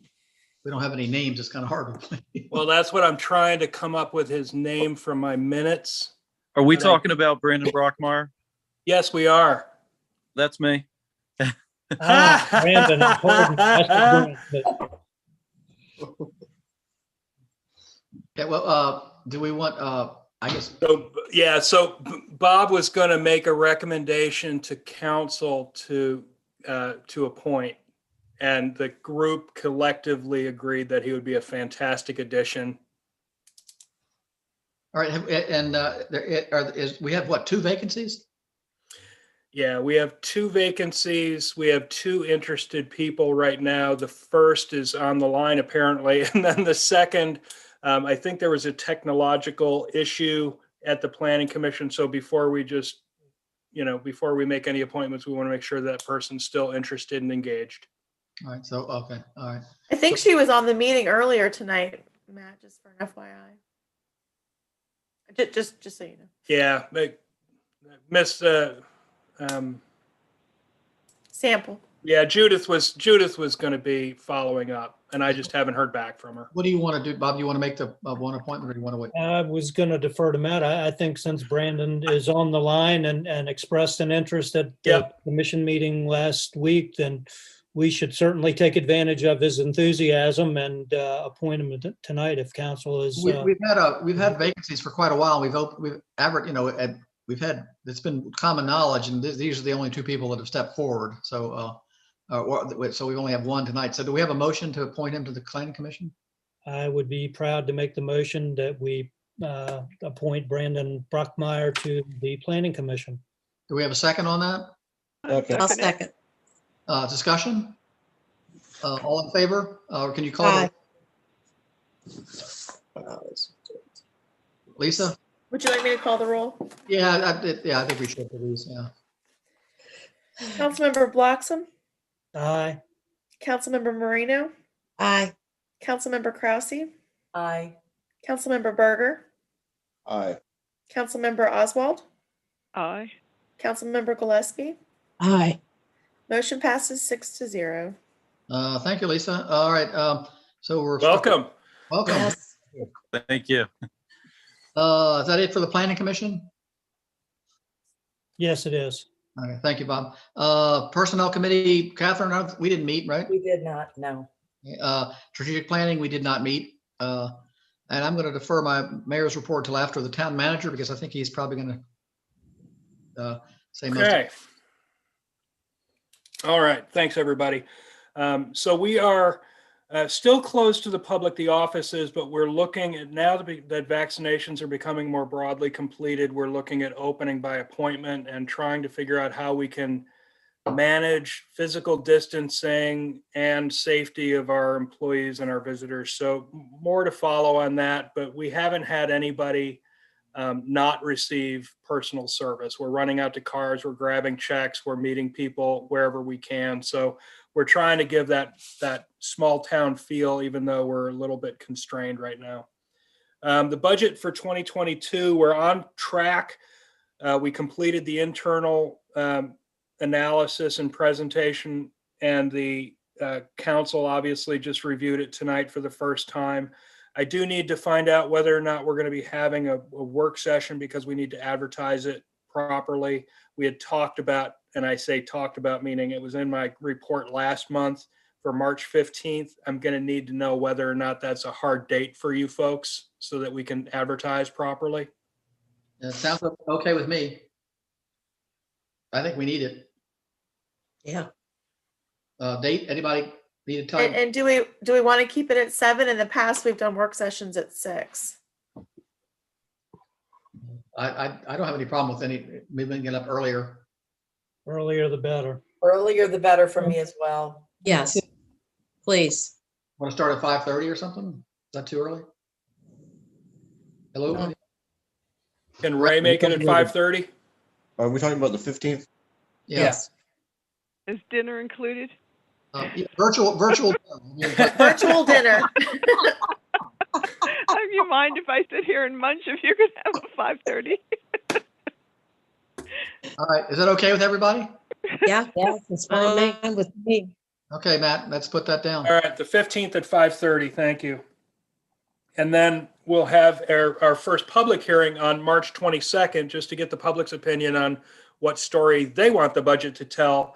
And then obviously we'll go through the formalities of locking it down and getting it very accurate and approved line by line and that type of thing, so that when the board votes or council votes in May, that it's been thoroughly reviewed and everybody feels incredibly comfortable with what you're voting on.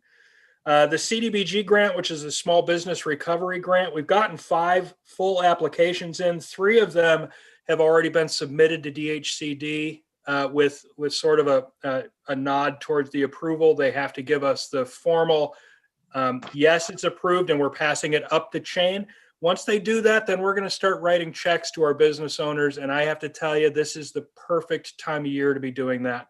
Our businesses are experiencing some dark days right now, because normally the revenue from the summer carries through the winter, and they didn't have the revenue this summer that a lot of them are used to. So the timing of these grants is really important. So if you know of any businesses who have not applied for the small business recovery grant, please prompt them to do that. We've got the project management team has been speaking with just about every business that we know of in town that has a license, trying to encourage them along. It's the way I'm looking at it is, if you have rent or mortgage, or you've spent money on your business because of COVID, this is free money and we want to give it away. It's not that hard. The requirements are not that onerous. So, and this carries the close date on this, Matt? Yeah. it goes through December of 2021. It's a year. So we've got a right? long time, but we have quarterly, I'm going to say quotas, but that's the wrong word. We have quarterly goals Benchmarks. in the numbers that we distribute. And we're hoping to get about 25% in the first quarter that we run it, and then another 30% in the next one. So by the time we reach the end, we've given away a lot of the money. So we don't want people to wait too much. The businesses that are receiving grants right now, in all likelihood, are going to get the full $15,000 each. It's a lot of money, and we're excited to help them. I had a question about it doesn't seem like, if we've only had this many businesses, that we're not going to come close to giving away $450,000. Yeah. Can we loosen? Yeah, Can we? 15,000. Yeah. Can we give out more? Well, money? the grant is for up to $450,000. Yeah, but So let's not leave money on the table if we can give it away. well, I can't make people apply. Yeah, I know, but is there any way we can make it apply to more things, or are we restricted to the state? No, How we are many restricted to rent or mortgage or COVID-related retooling expenses. Okay, that's But my question. So we can't change the Matt- criteria. No, And no. on to what the mayor is asking, if you have $450,000 and only 15,000 per, It's can 30 you use businesses. it all? It's Huh? 30 businesses. We have 120. We have 128 business licenses that we issue in town. So when we wrote the grant application, we hoped for Okay. up to 30 applicants that would Okay. apply for the full amount. What we're Right. learning, though, is a lot of our businesses own their building. Yeah. Right. And if Yeah. you own your building and don't pay rent, this grant doesn't help. So even though, we're only looking for, a quarter of our businesses and to help them, many of our businesses are longer term owned buildings. So, you're right. It's going to be a challenge to reach the 450, but we're going to do everything we know how to do to help as many people as we possibly can. Can we give away more than 15 grand? Or is that limited by the state? No, that's the limit. That's Oh. the limit by DHCD. Okay, thank you. So- So, all right, thank you. Okay. Yeah. So Matt will continued I know it's mortgage and rent and that, and I guess it's employee payroll too. Is that included? No, it's not payroll. It's absolutely excludes payroll. Okay, but does it, like improvements like you have up in the office, the dividers and things like that? If it's not done yet and is in the works, does that count? It counts if you can directly tie it to your COVID story. So I'm putting this divider up so that we can do business in the post-COVID environment safely. Okay. What would qualify is the materials, but the labor associated with the install would not. So it's sort of a materials related to the to COVID. And, you know, also please keep in mind, nonprofit organizations do qualify. They do qualify. So, you know, we've got a great application in that we're evaluating now from the fire department. And I can't tell you how excited I am to try to write them a check. Wow, that would be great. Yeah, it would. Because under the strangest of strange, volunteer fire departments actually got looked over by a lot of these grants. They didn't get the kind of money that we all think they should have. So I'm really pleased that we're going to be able to move that application forward. Our other grant activity, we did receive the FEMA grant. They're allocating the money, but they did just change after the new administration took over in Washington. The FEMA rule changed where now, rather than a 75% grant, we can receive 100%, and they pay for administrative time. So the grant that we spent roughly $5,100 and we were going to get roughly $4,400 from, we're now going to get $5,400 on. So we're really, all of those little things that are changing, first of all, they take a lot of time to work with FEMA and to work with VDEM. The people there are phenomenal. Every agency that I've worked with, whether it's the county, I can't speak highly enough of the work the county's doing. Mike and Margaret and their teams are really, they're killing themselves to help all of these incorporated towns. So I really want to make sure that gets noticed. And all of these other organizations, whether it's FEMA or VDEM, you know, VML, everybody's really, really working hard to support our grant recipients. We received information, if you remember the utility arrears grant, that we were able to write checks for $14,700 for people who weren't able to pay their bill during the first phase of that. They just changed the rules, so we're probably going to be able to distribute another $7,000 to people who didn't receive the first grant. So we're going to be able to help even more people. So I'm really excited about the work that's coming and the amount of people that we're able to help, but it doesn't come without effort. Let me just put it that way. Excuse me, Matt, I have a question. Yeah. What will this FEMA grant be used for? It's already been, they're reimbursing us for PPE that we pay. Okay, thank you. Yep. The boat ramp, I can't begin to tell you how excited I am. We got the Army Corps of Engineer permit. You know, it was the last document that was required to start the project. So we've reached out to the contractor. We've asked them to put us on their calendar, and if they can stick a shovel in the ground, they're going to start the project of the boat ramp. So I'm really excited about that. My estimate is that they'll probably be, you know, a week or two out, they'll start staging, and then lots of activity is going to take place down there real soon. Do you have a guesstimate of when it will start and how long it'll take? Ooh, that's a really planning for a good and hard question. Yeah. I spoke to Mertech today, who's the contractor. They're wrapping up a project. So what they're going to try to do is bring some of their equipment down and get staged and so it's going to be sort of half and half for a little while. So if I were to guess, I would say by March 15th, we would be digging. And they also have basically said that the scope of the project is such that they're not going to need a full 60 days is what they're getting at. So I think they're going to be able to finish a little bit more quickly. So that's my best answer, and I'm sticking with it. Okay, thank you. The other thing, as far as, I'm going to skip down a little bit, but the VPA, which is the Virginia Port Authority, they came out with their application for the next round of grants. We have made a presentation to VPA to apply for the creek facing bulkhead, which is basically the wall on the creek side. Everything from the fuel pump all the way over to the M1 near Mallards has rusted, and it's really becoming problematic. If you see it at low tide, there's actually earth coming out. So that needs to happen.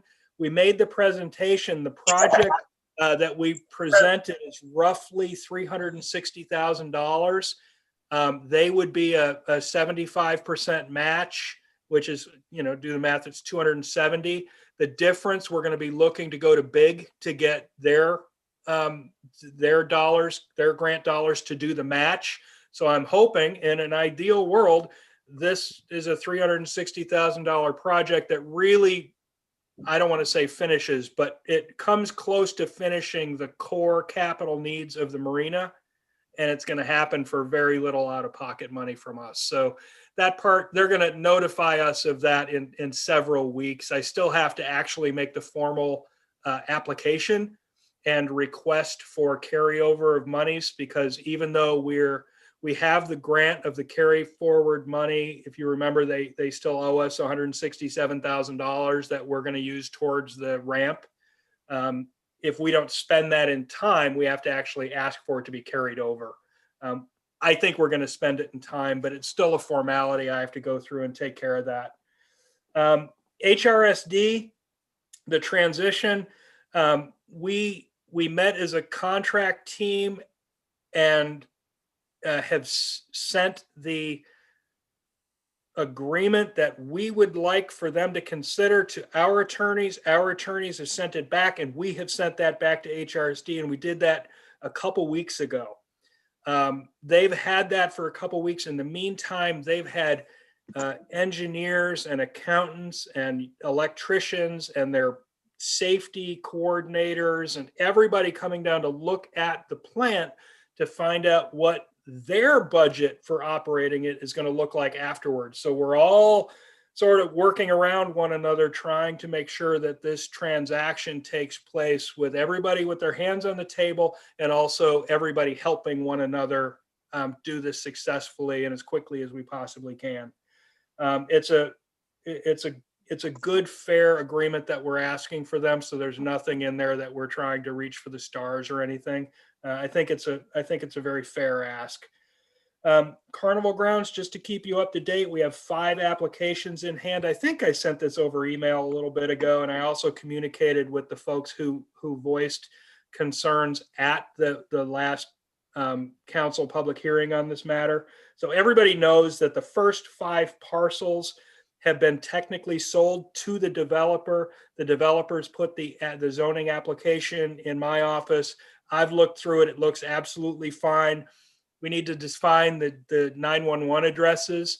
That's probably going to happen tomorrow morning with Lisa and Chief and myself, and then we'll approve the applications and they'll move forward with that. I told you already in the budget that we started our implementation with the online payment system. That system's called Invoice Cloud. If you hear that, that's what we're referring to. And then upcoming activities, we're going to have to form a community group, I think, to start talking about infrastructure projects. The people on Jackson Street are, I'm going to say, rightly perturbed. Yes. Their street is in terrible condition. What we're doing in the meantime, we understand that the big project is probably, I'll just throw it out there, it's probably a $750,000 project. That's obviously not going to happen in the next few weeks. We have to plan on that. We have to, there's a lot of things that have to happen for that. I don't want that street to go ignored until we get that long range plan figured out. So we got a new product, which is basically, it's almost like an epoxy that you put in a road that hardens with water, and it fills the potholes that are there when they get wet, which is exactly what's happening. What's happened before is we put crush and run or tar and chip and we put it in there, and then it gets wet and people drive over it and it flies up all over the place. And the next thing you know, all that stuff's in their living room and the holes are.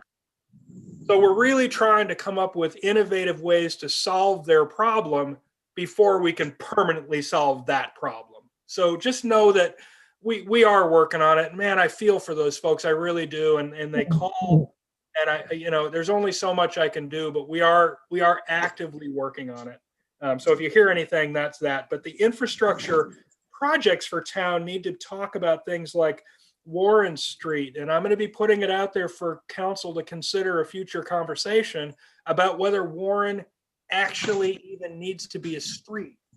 You know, can it just be a right of way that we put grass over and you know, that way we don't make and the residents obviously would need to be fully engaged in that conversation, but this was their idea. So I'm just sort of floating it out there.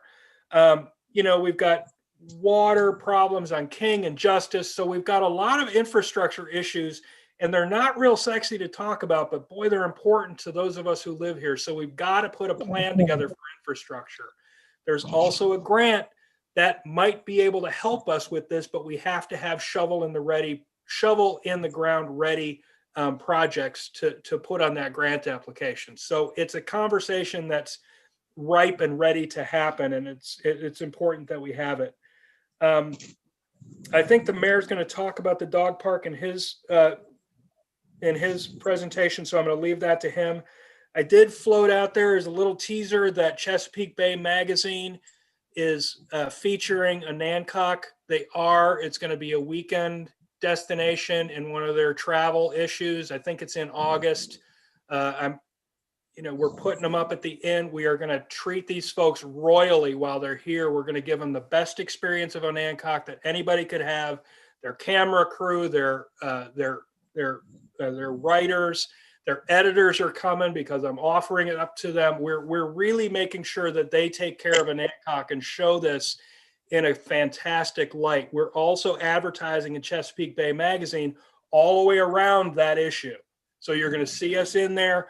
The first two are going to be focused on the marina and wharf, but then come April, the April edition, I'm hoping that we're going to have some information on logos and taglines and things like that we can start really building on moving forward strategically. So that's an exciting change that's coming, and you'll get more about that news.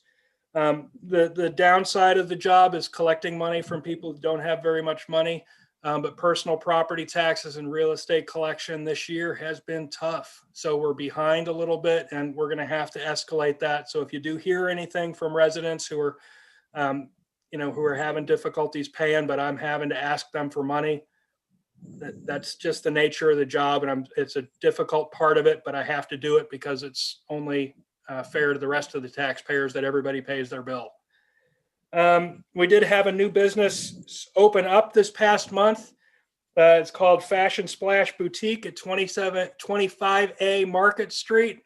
I stopped in and talked with Felita over the weekend. She is a dream. I want to make sure everybody welcomes her. Everybody goes in and supports her the best way they know how. Her fashion exactly wouldn't look good on me personally, but there are people out there that are going to look great in it. So I think that we need to do everything we can to support her and her new business and welcome many, many more like her. With that, I am finished. Whew. Any questions for Matt? All right. I don't have too much of the mayor's report. I did stop into the new business. I've been in there a couple of times and said hello and wished her well. So it's great to have a building filled up. The only item one of the items I have is the dog park. I just want to get a straw vote. I don't want Matt to spend time on getting costs for a dog park if we're not interested in doing that. So I guess I think we are, but is there interest in pursuing the dog park out at the Fireman's Field? Absolutely. Yes. Okay. Anybody opposed to this? Okay. Well, I just don't think it's a good idea to, Great. To have Matt. And I've already had people come and offer donations to help with the cost. So I think we're going to have a good experience. I've already spoken to the folks from Accomack Fence and went to a few dog parks on my vacation, started mapping out and getting ideas. So I'll come forward with a cogent idea. I just didn't want to spend the time getting quotes and whatnot if it wasn't the will of the council. Well, no, it's in the record that it's our will. Good. Okay. I appreciate it. Now it is. Yes. A couple follow-ups from last meeting. Did people that want hard copies of did they get those, Matt? Of the full code? Yeah. No, not yet. Is that going to be available? Okay, if you still want one, please follow up with that. The other one is the virtual. If you could just reach out to Lisa, she'll arrange with Eastern Shore Printers to get the copy made. Okay. And Yeah, Ms. thank Oswald, that we're going to need that copy that you have back so that we can keep it for public record. Virtual meetings. I'm not a big fan of these Zoom meetings. I'd like to get back. Things are looking better. We'll play it by ear, but hopefully by May, maybe we can get back to meeting in person. A lot of us are getting the vaccine. If you have any opinions about that, let me know. I don't think we're going to be ready by March or, maybe even April, but hopefully keep an eye on it. And, it'd be nice to get back to meeting in person. I think it just does a lot better for us when we can. You're talking about 911 addresses. I heard you say that a long time ago. Have you heard any noise from the county that they want to do away with their 2 and 3-digit addresses and make everybody? Mr. Mayor, if I may address that, 2 of the towns in Accomack County opted out of going with Accomack County making the 911 designations, and there's been no talk that I've heard of since I've been here that they were going to reverse those. Well, that's not what I heard from the county. The guy who works for the county about a year ago, he said there's another push to make us all go to this 5, and I'm totally opposed to that. So I just didn't. Yes, so are we. And what we're doing is any 911 address additions or changes we're doing on the 1Z, 2Z. So we're not raising a lot of attention. Good. All right. Well, if you hear anything, I'm totally opposed to changing our numbering system. So yeah, I think we all are. Yeah. All right. And then the other thing is, I don't know if everybody's been by town office, but there's a big dumpster behind the back, and after a job that needed doing about 20 years ago is finally going on. They're cleaning up that room upstairs. I don't know if you've been in that storeroom where all the parking meters and they've already filled up a huge dumpster, and that is a job that's been needed for a long time. And I kudos to Matt for finally putting it in operation, because it's a useful space that we need, and it's just been great. So thanks again for finally doing that. I've been account managers for years to do something about it. Nothing ever seemed to happen. So, all right, that's all I have. All right, council comments. Catherine, you're up on my first screen. Anything? I guess my only comment is it was a really interesting meeting tonight. I think we had a lot of really good conversation, and I want to thank Mr. Phillips for jumping in and helping us understand some of the county regulations, offering some clarity on that. I think it's so important as we move forward with all of these things that we're doing as a town, we keep transparency in the forefront and make sure that we have really good consistency in how we manage businesses and everything relevant to Onancock. So thank you for a good meeting. Thank you. Bob? Yes, sir. I'm done, figuratively and literally. Welcome home. Now, welcome home. Thank you. Good to be on.